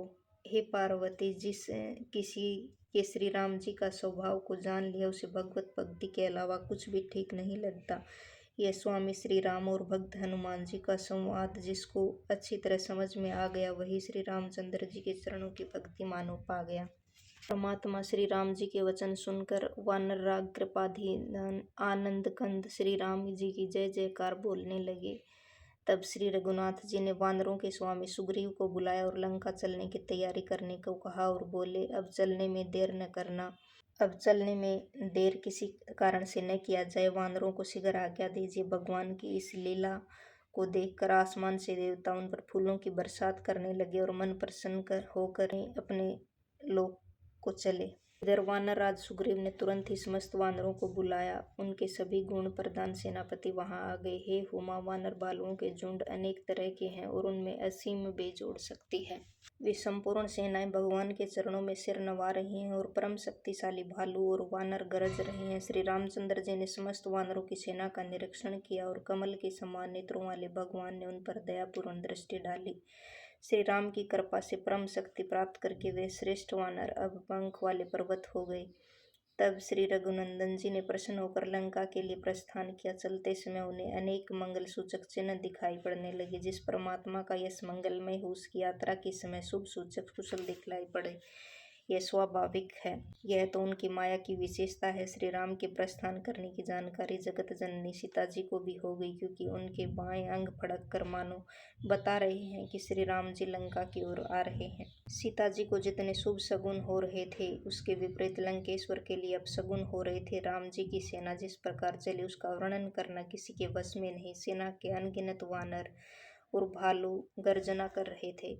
नाखून ही जिनके अस्त्र शस्त्र हैं, वे वानर भालू अपनी इच्छा के अनुसार बेरोक टोक कोई हाथों में पर्वत किसी लाएं तो कोई बड़े बड़े पेड़ लेकर कभी आसमान में छलांग लगाते हुए तो कभी भूमि पर चल रहे थे। वे शेर की तरह गरज रहे थे। उनकी सामूहिक चाल और गर्जना से भयंक्रांत होकर सभी दिशाओं के दिक्पालों की हाथी चिंगाड़ रहे हैं। सभी दिशाओं के हाथी चिंगाड़ रहे हैं। धरा डगमगाने लगी है, पर्वत हिलने डुलने लगे हैं और सागर में तेजी से ज्वार आ गया है, मानो वह खलबला रहा हो। गंधर्व देवता मुनि नाग किन्नर सबके मन प्रफुल्लित हो रहे हैं। अब तुम्हारे दुख मानो टलने ही वाले हैं। लाखों की संख्या में भयानक वीर वानर योद्धा लड़ने को आतुर होकर कटकट की आवाज कर रहे हैं, इधर उधर दौड़ रहे हैं और महान प्रतापी अयोध्या नरेश श्री राम जी की जय जयकार करते हुए उनके सर्वोत्तम गुणों को गा रहे हैं। ब्रह्मांड का भार उठाने में उदार नागों के राजा शेष जी भी इस सेना का बोझ सहन कर पाने में असमर्थ होकर बार बार मूर्छा हो प्राप्त होने लगते हैं और फिर संतुलित स्थापित करने के लिए अपने दांतों से भगवान कच्छप की कठोर पीठ पर अपने दांतों से मानो श्री राम की वानर भालू सेना सहित लंका पर चढ़ाई की सुंदर अचल और पवित्र कथा लिखते जा रहे हैं। इस प्रकार चलकर दया के निधान भगवान राम सेना सहित सागर के तट पर जा पहुंचे और वानर भालू सेना के योद्धागण आसपास के क्षेत्रों में घूम घूम कर जहां तहां फल खाने लगे। उधर जब से हनुमान लंका को राख कर जल गए थे तब से दानव बहुत ही भयक्रांत रहने लगे। वह सभी अपने अपने भवनों में बैठकर सोचने लगे कि अब दानवों के वंश की सुरक्षा का कोई उपाय नहीं हो सकता, जिसके दूत की शक्ति का बेड़ा पार नहीं है। लंकापुरी में स्वयं उसके आ जाने पर हमारी हालत क्या होगी। अपनी संदेश वाहक सेविकाओं से नगर वासियों की आशंका जानकर मंदोदरी बहुत चिंतित हो गई। वह अपने पति लंकेश्वर को एकांत में हाथ जोड़कर उसके पैर छूकर नीति संगत वाणी में बोली, हे प्राणनाथ, श्री राम से शत्रुता का मार्ग छोड़ दीजिए और बात को अपने लिए अत्यंत लाभदायक समझकर मान लीजिए। जिसके दूत भी शक्ति के बारे में सोचते ही राक्षसियों का गर्भ भय से गिर जाता है। हे परमप्रिय, यदि आप सबका भला चाहते हैं तो अपने मंत्री को बुलवा कर उसकी देखरेख में उस श्री राम की पत्नी जनक नंदिनी सीता को भेज दीजिए। जानकी को अपने वंश रूपी कमलों के समूह के लिए दुख देने वाली ठंडी रातों के सम्मान यहाँ आई हैं। हे नाथ सुनिए, जनक नंदिनी को बिना लौटाए आपकी रक्षा ब्रह्मा शिव जी भी नहीं कर सकते। श्री राम के बाण सर्पों के समान और दानवों के समूह मेंढक के समान हैं। जब तक वे आकर इन्हें निगल नहीं लेते, इससे पहले ही आप अपना जिद छोड़कर उससे बचाव का रास्ता ढूंढ लीजिए। अभिमानी और विश्व प्रसिद्ध घमंडी रावण कानों से पत्नी की बातें सुनकर बड़ी जोर से ठहाका लगाया और बोला, स्त्रियां सचमुच डरपोक स्वभाव की होती हैं, अपनी भलाई के काम में भी भय करती हैं। तुम्हारा दिल बहुत ही कमजोर है। सुनो प्रिय, अगर वानरों की सेना यहाँ आएगी तो बेचारे दानव उन्हें खाकर अपना जीवन बिताएंगे। इसके भय से लोकपाल गण भी कांपते हैं। उनकी रानी होकर भी उन्हें भय लग रहा है, ये बड़ी हंसी की बात लगती है। लंकाधिपति ने ऐसा कहकर मंदोदरी को हृदय से लगा लिया और बहुत प्रेम प्रदर्शित करके अपने राज दरबार को चला गया। मंदोदरी को चिंता हो गई कि हमारे पति देव पर विधाता प्रतिकूल हो गया है। जैसे ही जाकर दरबार में वह अपने सिंहासन पर बैठा, उसे समाचार मिला कि वानर भालुओं की सेना सागर के उस पार आ पहुंची है। उसने अपने मंत्रियों से समाधान के लिए उचित कार्रवाई करने को कहा। तब मंत्रीगण हंसने लगे और बोले कि बस चुप रहिए, इसमें कार्रवाई करने लायक धरा ही क्या है। आपने सब देवों और दानवों पर युद्ध में अनायास ही विजय प्राप्त किया, तो ये वानर भालू मनुष्य किस श्रेणी में आते हैं। मंत्री, वैद्य और गुरु, ये तीनों यदि भय, लोभ या असंतोष अन्य किसी कारणों से सच न बोलकर मालिक के अनुकूल ही कुछ बोलने लगते हैं, तो क्रमशः राष्ट्र, देह और धर्म, इन तीनों का शीघ्र सर्वनाश हो जाता है। लंकेश्वर के लिए भी यही संयोग बन गया है। रावण के मंत्री उनके मुख पर उसकी बढ़ा चढ़ाकर गुणगान करते हैं। इसी समय ठीक अवसर देखकर विभीषण जी आए। उन्होंने बड़े भ्राता के चरणों में सिर झुकाकर नमस्कार किया। फिर वे सिर नवाकर अपने निर्धारित सिंहासन पर बैठ गए और सलाह मांगे जाने पर रावण की आज्ञा से बोले, हे दयालु, आपसे मुझसे राय मांगी है तो अपनी बुद्धि के अनुसार कल्याणकारक बात सुझाता हूँ। राजनीति कहती है कि जो मनुष्य अपना मंगल, अच्छा नाम, सद्बुद्धि और सद्गति सहित विभिन्न प्रकार के सुख चाहता हो, हे स्वामी, उसे दूसरों की हारि की ओर देखना उसी तरह छोड़ देना चाहिए जिस प्रकार लोग चतुर्था तिथि के चंद्रमा को अमंगल और झूठी बदनामी के डर से नहीं देखते।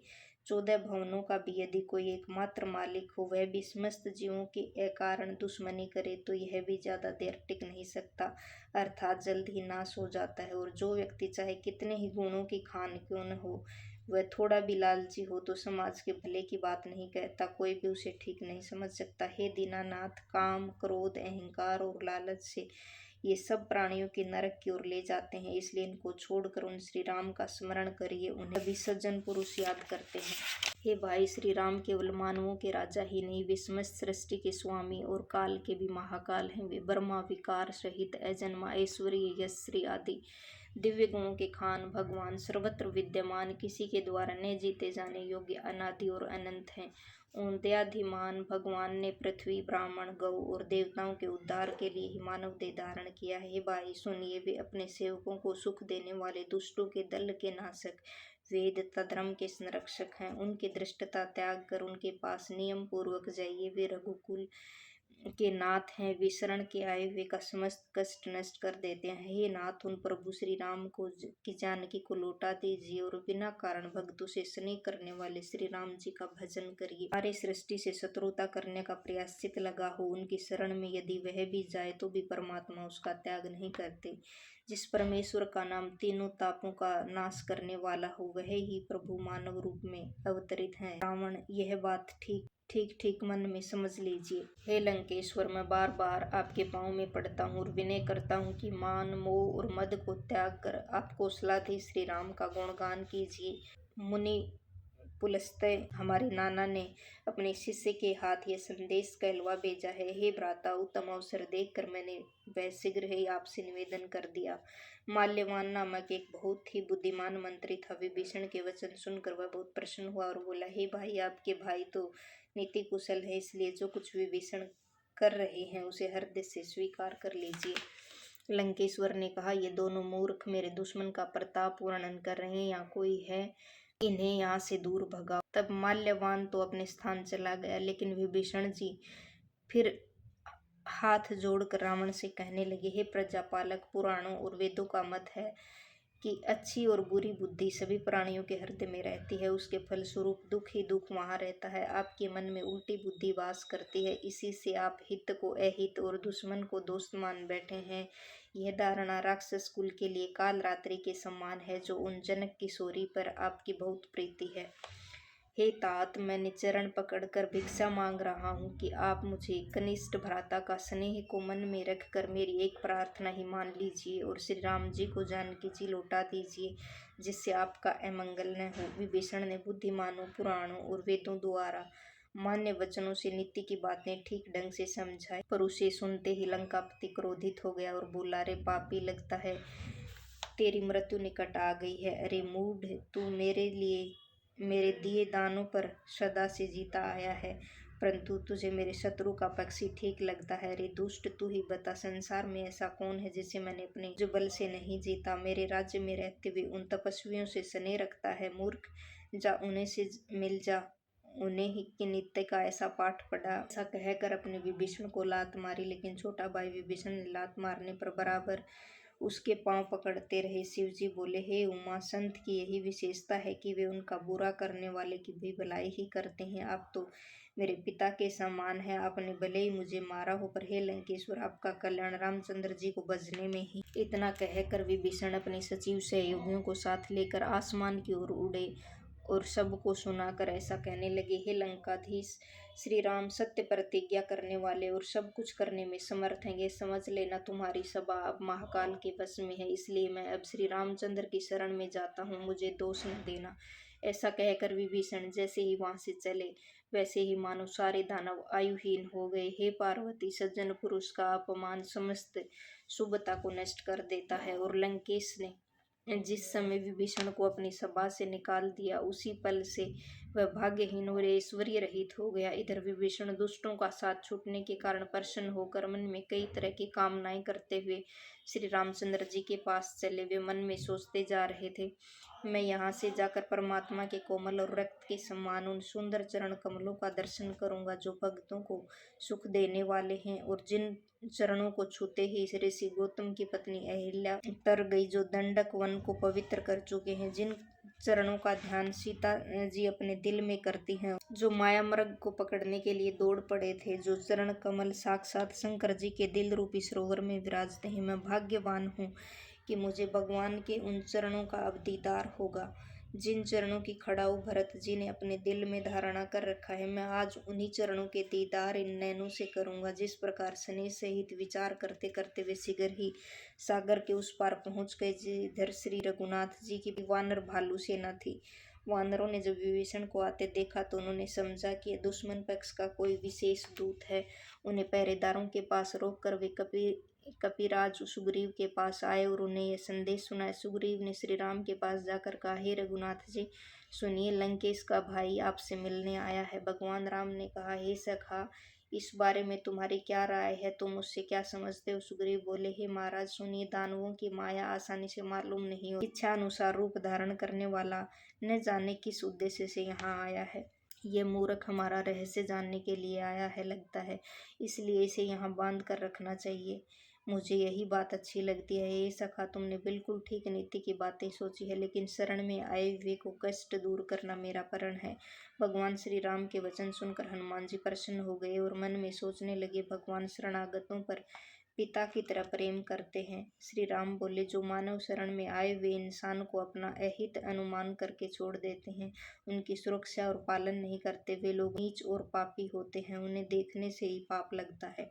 जिसने करोड़ों विप्रों श्रेष्ठ महर्षियों की हत्या की हो, वह भी यदि अपना अहंकार त्याग कर मेरी शरण में आए तो मैं भी त्यागता नहीं हूँ, क्योंकि प्राणी जब मेरे सामने आ जाता है तो उसके पिछले करोड़ों जन्मों के पाप स्वयं नष्ट हो जाते हैं। पापी मानव का यह सहज स्वभाव होता है कि उसे मेरा नाम स्मरण कभी ठीक ही नहीं लगता।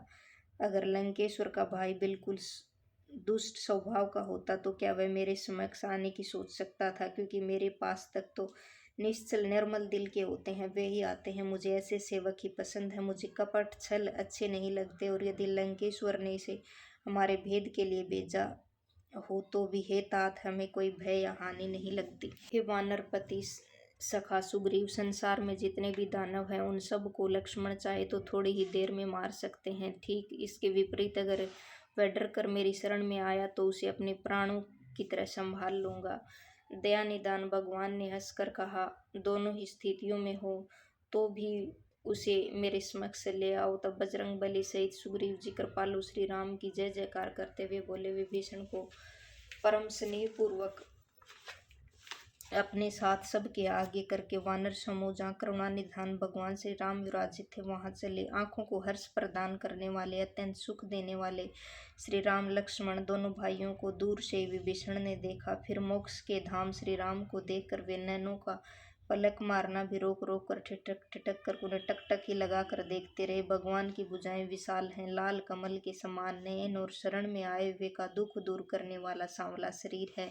सिंह के कंधे के समान पुष्प गंधे, सुंदर चौड़ी छाती है तथा मुख कमल असंख्य कामदेवों के दिल को भी लुभाने वाला है। भगवान का दर्शन कर उनके नैनों में स्नेह के आंसू भर आए और देह अत्यंत रोमांचित हो उठी। तब मन में धैर्य रखकर उन्होंने सुंदर वचन कहे। हे दया के धाम, मैं दशाशीष रावण का भाई हूँ। हे देवताओं के संरक्षक, मेरा जन्म दानव कुल में हुआ। मेरी देह तामसी है, इस कारण स्वभाव से ही तामस कर्म मुझे वैसे ही प्यारा लगता है जिस तरह उल्लुओं को अंधकार प्रिय लगता है। मैं अपने कानों से अपनी यह सुंदर महिमा सुनकर आया हूँ कि प्रभु जन्म मरण के भय को नाश करते हैं। हे कष्टों को हरने वाले और शरण में आए हुए को सुख देने वाले श्री रामचंद्र जी, मेरी सुरक्षा कीजिए, मेरी रक्षा कीजिए। भगवान ने उन्हें ऐसा कहकर नमस्कार करते हुए देखा तो वे अत्यंत प्रसन्न होकर तुरंत उठे। विभीषण ने दीनता युक्त वचन सुनकर प्रभु को बहुत ही प्रसन्नता हुई। उन्होंने अपनी विशाल भुजाओं से पकड़कर उनको अपने दिल से लगा लिया। कनिष्ठ भ्राता लक्ष्मण सहित गले मिलकर उनको अपने पास बैठा लिया। भक्तों का भय हरण करने वाले श्री राम जी बोले, हे लंकापति, परिवार सहित अपना कुशल मंगल सुनाओ। तुम तो बड़े कठिन स्थान पर रहते हो, दिन रात तुम दुष्ट जनों की संगति के बीच निवास करते हो। ऐसी परिस्थिति, हे मित्र, तुम्हारा धर्म किस प्रकार अटल है? मुझे तुम्हारे समस्त स्वभाव विचारों के बारे में जानकारी है। तुम अत्यंत नीतिज्ञ हो, तुम्हें अन्याय बिल्कुल ही ठीक नहीं लगता। हे भाई, कहा गया है परमात्मा नरक में भले ही भेज दे पर जीवन में दुष्टों का साथ कभी न दे। तब विभीषण ने कहा, अब मैं आपके पद पंकज का दर्शन करके कुशल से हूँ। जो आपने अपना भक्त जानकर मुझ पर कृपा की, मुझे अपना लिया, क्योंकि जीव का उद्धार सौपन में भी सुख शांति उसे तब तक नहीं मिलती जब तक कि वह अपनी समस्त शोक कारक लौकिक आकांक्षाओं को छोड़कर सुखधाम श्री राम जी को अनन्य भाव से नहीं भजता। लोभ, मोह, अहंकार, द्वेष, मद और झूठे अभिमान आदि अनेक दुखद विचार तभी तक जीवन के हृदय में निवास करते हैं जब तक धनुष, बाण और कमर में तरकस धारण किए हुए भगवान श्री राम जी उसके दिल में नहीं बसते।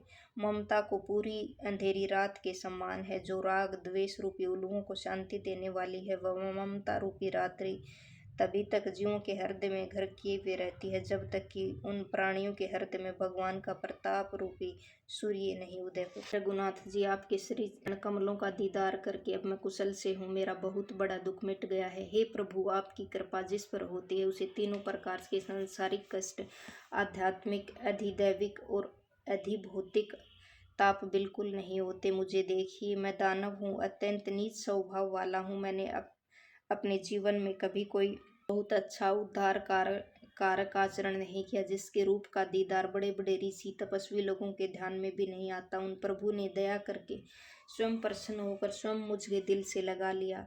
हे दया निधान सुख के सागर प्रभु श्री राम, यह तो मेरा अत्यंत कम सौभाग्य है जो मैंने ब्रह्मा और शिव जी के द्वारा शोभित आपके श्री चरण कमलों का आज अपने नैनों का दर्शन किया। नाथ जी बोले, हे मित्र सुनो, मैं तुम्हें अपना स्वभाव बतलाता हूँ। जिस काक भुसुंडी शिव जी और उमा जी को भी अच्छी तरह जानती, यदि कोई व्यक्ति सारी जड़ और चेतन सृष्टि से दृष्टता करता हो, वह भी मेरी शरण में भयभीत होकर सुरक्षा की याचना करता हुआ अनन्य भाव से आ जाए और सभी तरह के झूठे घमंड, आसक्ति और तरह तरह के छल कपट त्याग दे तो मैं उसे बहुत शीघ्र सच्चे साधु के समान बना देता हूँ। माता पिता, भाई, पुत्र, पत्नी, देश संपत्ति, घर, मित्र और परिवार, इन सब के मोह ममता रूपी धागों को इकट्ठा कर उन सब को एक रस्सी में ऐंठ कर उसके साथ अपने हृदय को मेरे चरणों में बांध देता है, अर्थात समस्त कार्यों के प्रति आसक्ति त्याग कर मुझसे ही प्रेम करने लगता है, जो सबको बिना भेदभाव के समान देखता है, जिसके मन में और कुछ आकांक्षा शेष नहीं बची रहती, केवल मेरी ही भक्ति चाहता है, जिससे मन में हर्ष और शोक और कोई डर नहीं है, ऐसा साधु जीव तो मेरे मन में इस प्रकार वास करता है जिस प्रकार लोभी के दिल में धन का वास होता है। मुझे तो तुम्हारे जैसे संत ही प्यारे हैं। मैं अन्य किसी के अनुरोध पर अवतरित नहीं होता, अर्थात आप जैसे भक्तों के निवेदन पर ही संसार में देह धारण कर प्रकट होता हूँ। जो नाम रूप लीलाधारी मेरे स्वरूप की उपासना करते हैं, आजीवन दूसरों की भलाई में ही लगे रहते हैं, अपने नीति और अन्य प्रतिज्ञाओं के नियम से कभी विचलित नहीं होते, और जिन्हें विद्वान विप्रों के चरणों में स्नेह होता है, वे जीव मुझे प्राण के समान प्रिय हैं। हे लंकेश्वर, तुम्हारे भीतर तो ये सारे परम गुण हैं, इसलिए तुम मुझे अत्यंत स्नेही हो। श्री राम के ऐसे सुंदर वचन सुनकर सब वानरों के दल कृपाधीन श्री रघुनाथ जी की जय जयकार करने लगे। विभीषण भगवान के अमृत समान वचनों को सुनकर तृप्त नहीं हो रहे थे। परमेश्वर के प्रति अपार स्नेह उनके हृदय में समा नहीं रहा था, अतः वे बार बार श्री राम के चरण कमलों का स्पर्श करते जा रहे थे। विभीषण बोले, हे देवाधिदेव, हे जड़ और चेतन जगत के मालिक, हे शरणागतों की रक्षा करने वाले, हे सबके दिल की बात जानने वाले, सुनिए। यहाँ आने से पहले मेरे हृदय में कुछ अभिलाषाएं थी, लेकिन वे सब भगवान के चरण के प्रेम रूपी नदी के प्रवाह में अब बह गई हैं। हे दया निदान प्रभु, अब तो भगवान शिव जी को अत्यंत प्रिय लगने वाली अपनी पवित्र भक्ति मुझे दान दीजिए। युद्ध में अत्यंत धैर्य रखने वाले प्रभु श्री राम ने कहा, ऐसा ही हो। सागर का जल मंगवाया। हे सखा, यद्यपि तुम्हारे हृदय में कोई कामना नहीं है, लेकिन सृष्टि में मेरा दर्शन कभी भी बेकार नहीं जाता है। ऐसा कहकर श्री राम जी ने विभीषण का राज तिलक कर दिया। यह देखकर देवताओं ने आसमान से फूलों की अपार वर्षा की।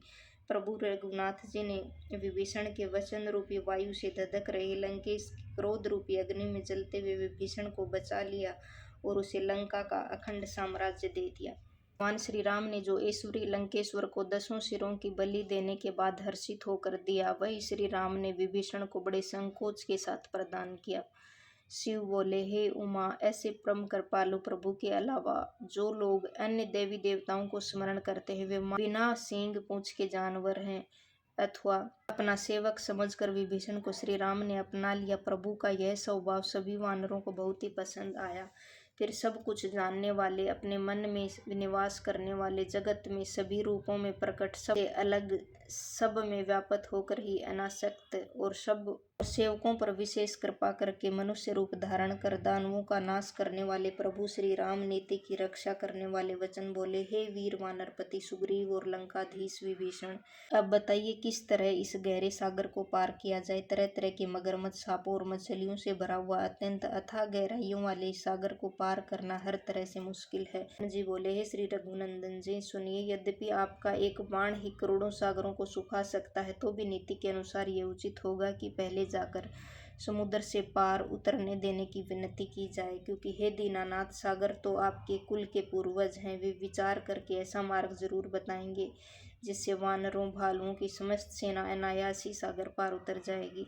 श्री राम बोले, हे सखा, तुमने अच्छा उपाय सुझाया। यदि दैव अनुकूल हुआ हो तो यह उपाय करना चाहिए। किंतु विभीषण की यह सलाह लक्ष्मण जी के हृदय को अच्छी नहीं लगी और श्री राम जी का समर्थन वचन सुनकर उन्हें बहुत ही खेद हुआ, क्योंकि वे एक तीर से समुद्र सोखने के पक्ष में थे। लक्ष्मण जी बोले, प्रभु, देव का क्या भरोसा, वह राह दे न दे। हृदय में जरा सा क्रोध करके अग्निबाण के प्रयोग से सागर को सुखा डालिए। यह देव तो कायरों के दिल को केवल संतोष देने वाला आधार है, और देव देव तो सिर्फ आलसी लोग पुकारते हैं। यह सुनकर रघुवीर जी हंसते हुए बोले, भ्राता, ऐसा ही करेंगे, दिल में जरा धैर्य रखो। यह कहकर भाई लक्ष्मण को समझा बुझा कर प्रभु श्री राम सागर के समीप गए। उन्होंने पहले शीश नवाकर समुद्र को नमस्कार किया और फिर उसके किनारे कुश का आसन बिछाकर बैठ गए। उस लंकेश्वर के दूतों ने माया से वानर की देह धारण कर वहां वानर सेना में सम्मिलित होकर भगवान की सभी लीलाएं देखी, तो भी वे प्रभु श्री राम के गुणों और शरणागत पर उनके प्रेम की मन ही मन प्रशंसा करने लगे। कुछ देर में भगवान के गुण कीर्तन से उनका हृदय शुद्ध हो गया और माया से रचा अपना वानर रूप त्याग कर खुले और बड़े स्नेह से प्रभु श्री राम के स्वभाव की सराहना करने लगे। जब वानरों को पता चला कि ये दुश्मन है तो वे उन्हें बांध कर सुग्रीव के समक्ष ले आए। तब सुग्रीव ने कहा, हे वानरों, सुनो, इन दानवों का अंग भंग काट कर वापिस लंका भेज दो। सुग्रीव की आज्ञा पाकर नाक कान काटने से पहले इन दूतों को बांध कर उन्होंने अपनी सेवा के चारों तरफ घुमाया। जब वानर गण उन्हें तरह तरह से ताड़ने लगे तो वे दीन होकर अपने जीवन की भिक्षा मांगने लगे, लेकिन वानरों ने उन्हें मारना फिर भी नहीं छोड़ा। जब कोई अन्य दूतों को अपनी प्राण रक्षा का नहीं सूझा तो वे जोर से पुकार कर बोले, जो कोई हमारे नाक कान काटेगा उसे कौशल देश का राजा श्री राम की सौगंध है। लक्ष्मण ने यह सुना तो उन्होंने उन सब को अपने समक्ष बुलाया। उन्हें पर दया आ गई और हंसकर उसके दूत दानवों को तुरंत बंधन से छुड़ा दिया और कहा कि लंकेश के हाथ में मेरा यह पत्र देना और कहना, हे कुलभक्षक, लक्ष्मण के इस संदेश को पढ़ो। फिर उस मूड से यह मेरा दयापूर्ण संदेश कहना कि जानकी जी को वापिस कर रघुनाथ जी से आकर मिलो, नहीं तो समझ लो तुम्हारा महाकाल आ गया है। लक्ष्मण जी के पद पंकज में शीश नवाकर श्री रामचंद्र जी के गुणों की बड़ाई करते हुए वे लंकाधिपति दूत तुरंत लंका की ओर चल दिए और प्रभु का यश गाते हुए वह लंका पहुंचे और उन्होंने अपने स्वामी रावण के चरणों में विनयपूर्वक प्रणाम किया। रावण ने हंसकर उनसे पूछा, सुख, अपना समाचार सुना और उस विभीषण का हालचाल बता जिसकी मृत्यु अब अत्यंत समीप आ गई है। वह अभिमानी राज्य सुख भोगते हुए लंका छोड़कर चला गया। अब वह अभागा जौ का कीटाणु बनेगा, जो के साथ घुन की तरह वानर भालू सेना के साथ नष्ट हो जाएगा। और वानरों और भालुओं की सेना का हालचाल कहो, जो कराल काल की प्रेरणा से यहाँ चली आई है, जिनके प्राणों की सुरक्षा करने वाला कृपालु मन वाला बेचारा सागर बीच में आ गया है। अगर लंका और वानर सेना के बीच सागर न होता तो अब तक राक्षसों ने मारकर खा डाले होते। फिर उन तपस्वियों के बारे में बता जिनके मन में मेरा भयंकर भय समा गया है। उनसे मेरी मुलाकात हो सकी या नहीं, या वे कानों से मेरा महान प्रताप सुनकर ही लौट गए। शत्रु सेना के तेज और पराक्रम तू क्यों नहीं बताता? तेरा मन तो अत्यंत ही घबराया हुआ परेशान सा लग रहा है। हे स्वामी, इस तरह आपने कृपा करके मुझसे जानना चाहा, उसी प्रकार गुस्सा त्याग कर मेरी बात पर ध्यान देना। अब आपका कनिष्ठ भ्राता श्री राम से जाकर जैसे ही मिला, प्रभु श्री राम ने शीघ्र से लंका का राज तिलक कर दिया। हम लंकेश्वर के दूत हैं। यह सुनते ही वानर ने हमें बांध कर अनेकों प्रकार के दुख दिए और हमारा नाक कान काटने लगे।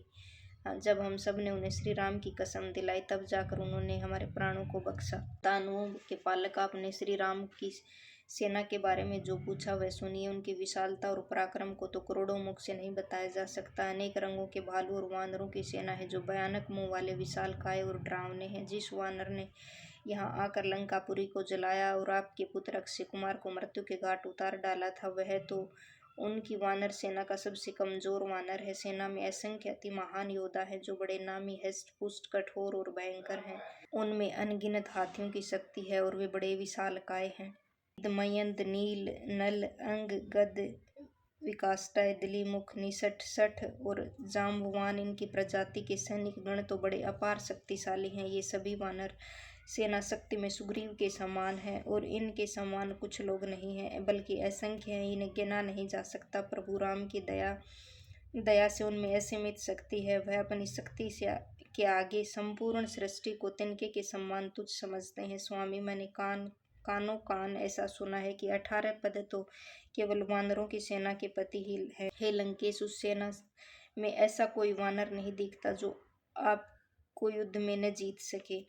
वे सभी अत्यंत क्रोध के कारण अपना हाथ मसलते रहते हैं, युद्ध के लिए उतावले हैं, लेकिन भगवान श्री राम जी उन्हें आज्ञा नहीं देते। वे कहते हैं, मछलियों और सांपों सहित सागर को सोख लेंगे, नहीं तो बड़े बड़े पहाड़ों से भरकर उसे पाट देंगे। हम लंकापति रावण को मसल कर धूल में मिला देंगे। सभी वानर ऐसी ही वाणी के स्वभाव से भय रहित हैं। वे इस प्रकार गरजते और डांटते हैं मानो लंकापुरी को अभी अभी निगल जाना चाहते हैं।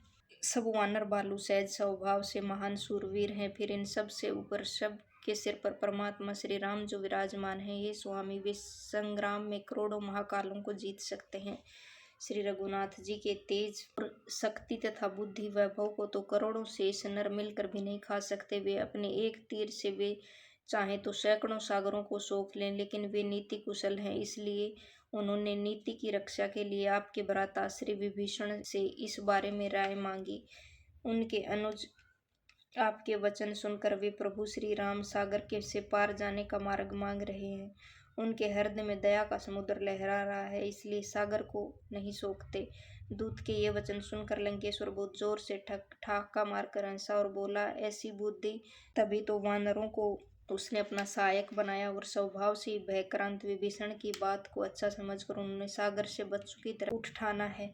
तो क्या उनकी झूठी बड़ाई करता है? बस बस, मैंने दुश्मन के बल और बुद्धि की था अब पा ली है और बताने की आवश्यकता नहीं। जिसके पास विभीषण जैसा भयभीत मंत्री आकार हो, उसे इस जगत में सफलता और वैभव ऐश्वर्य कहाँ से मिलेगा? दुष्ट लंकेश के कठोर वचन सुनकर दूत दानवों का क्रोध बहुत बढ़ गया। उसने ठीक अवसर समझकर लक्ष्मण जी के द्वारा दी गई चिट्ठी निकाली और बोले, स्वामी श्री राम के अनुज भ्राता ने यह पत्र आपके लिए दिया है, इसे पढ़वा कर अपना मन शीतल कीजिए, गुस्सा ठंडा कीजिए।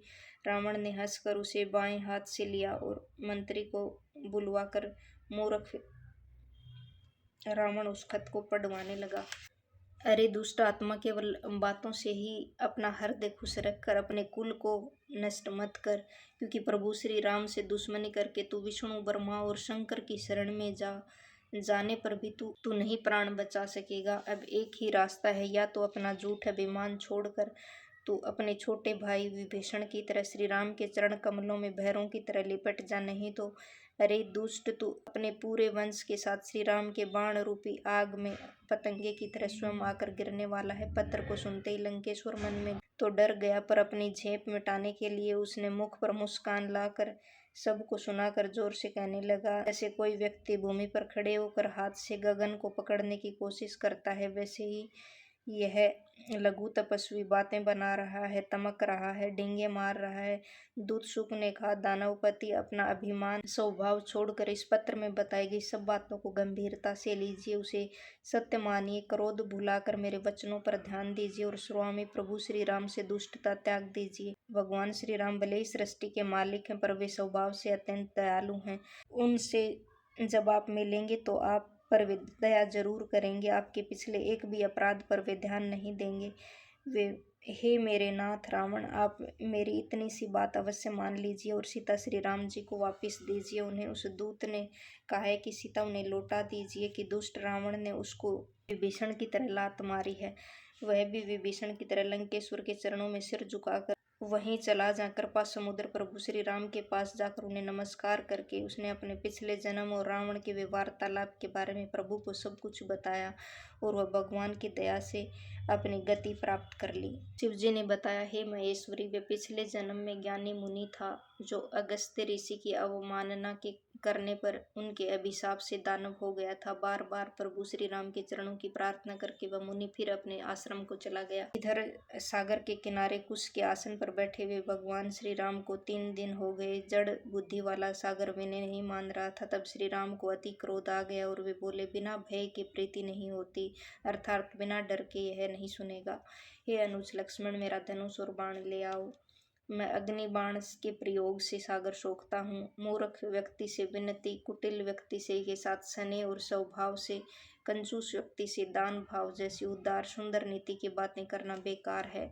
मोह ममता में फंसे हुए मानव से ज्ञान की बातें करना, अत्यंत लोभी मनुष्य से वैराग्य का वर्णन, क्रोधी स्वभाव के व्यक्ति से शांति की बात और कामी से परमात्मा की कथा कहने का वही नतीजा निकला है जो ऊपर में बीज बोने से सब निष्फल हो जाता है। ऐसा कहकर प्रभु राम ने अपना धनुष कसा। यह विचार लक्ष्मण जी को बहुत ठीक लगा। भगवान श्री राम ने धनुष से जब भयंकर अग्निबाण का संधान किया तो सागर की अतल गहराइयों से भी आग की ज्वाला निकलने लगी। सागर के सभी जीव जंतु, सांप तथा मछलियों के समूह व्याकुल हो गए। जब सागर ने समझ लिया कि समुद्र के जीव जंतु जलने लगे हैं और वह सोने के थाल में उत्तम रत्नों को भरकर अपना अभिमान त्याग कर वह विप्र रूप धारण कर ब्राह्मण प्रभु के पास आया। हे गरुड़ जी, सुनिए, जिस तरह केले का वृक्ष काटने पर ही फल देता है, करोड़ों उपायों से सिंचाई करने पर भी वह फल नहीं देता, उसी तरह नीच कोंक विनती से यह नहीं मानते, वे डांटने फटकारने से ही मार्ग पर आते हैं। सागर ने अत्यंत भयभीत होकर प्रभु के चरणों को पकड़कर बड़ी विनम्रता से कहा कि हे नाथ, मेरे सभी अवगुण अपराध क्षमा कर दीजिए। हे परम पावन परमेश्वर, आकाश, हवा, आग, पानी और धरती, ये सभी तत्व अपने गुणों से, स्वभाव से चैतन्य नहीं हैं, आपकी चैतन्य शक्ति से ही संचालित हैं।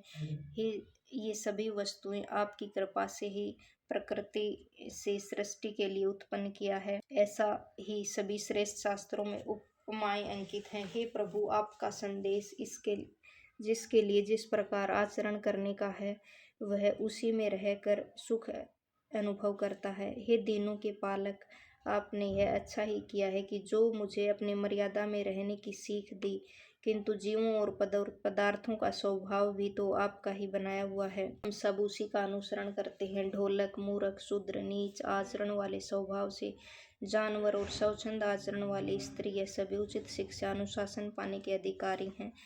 अब मैं आपके महान प्रताप से सूख जाऊंगा और आपकी वानर भालू सेना उस पार चली जाएगी, इसमें मेरी कोई बड़ाई नहीं रहेगी। तो भी भगवान का आदेश अटल है, उसका उल्लंघन नहीं हो सकता, ऐसा वेद गाते हैं। इसलिए आप जो ठीक समझे आज्ञा दे, मैं वही करूँगा।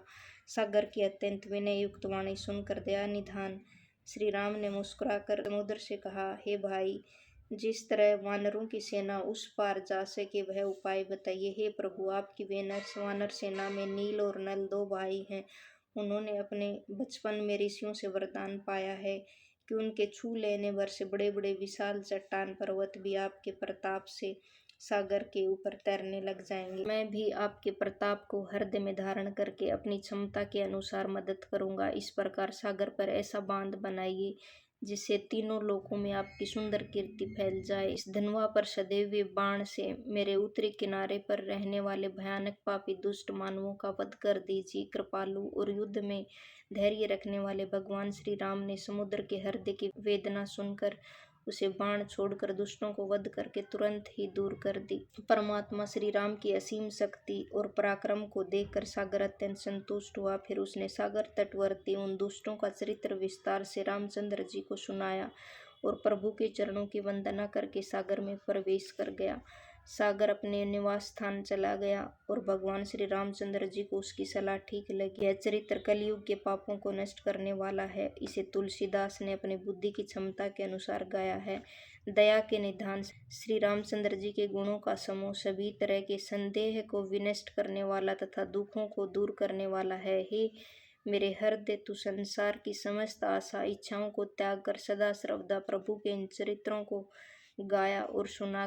प्रभु श्री रघुनाथ जी का गुणगान समस्त सुंदर मंगल भविष्य प्रदायिनी जो श्रद्धा पूर्वक इसे सुनेंगे, वे बिना किसी कठिन तपस्या साधना के ही इस भव रूपी सागर को आसानी से पार कर जाएंगे।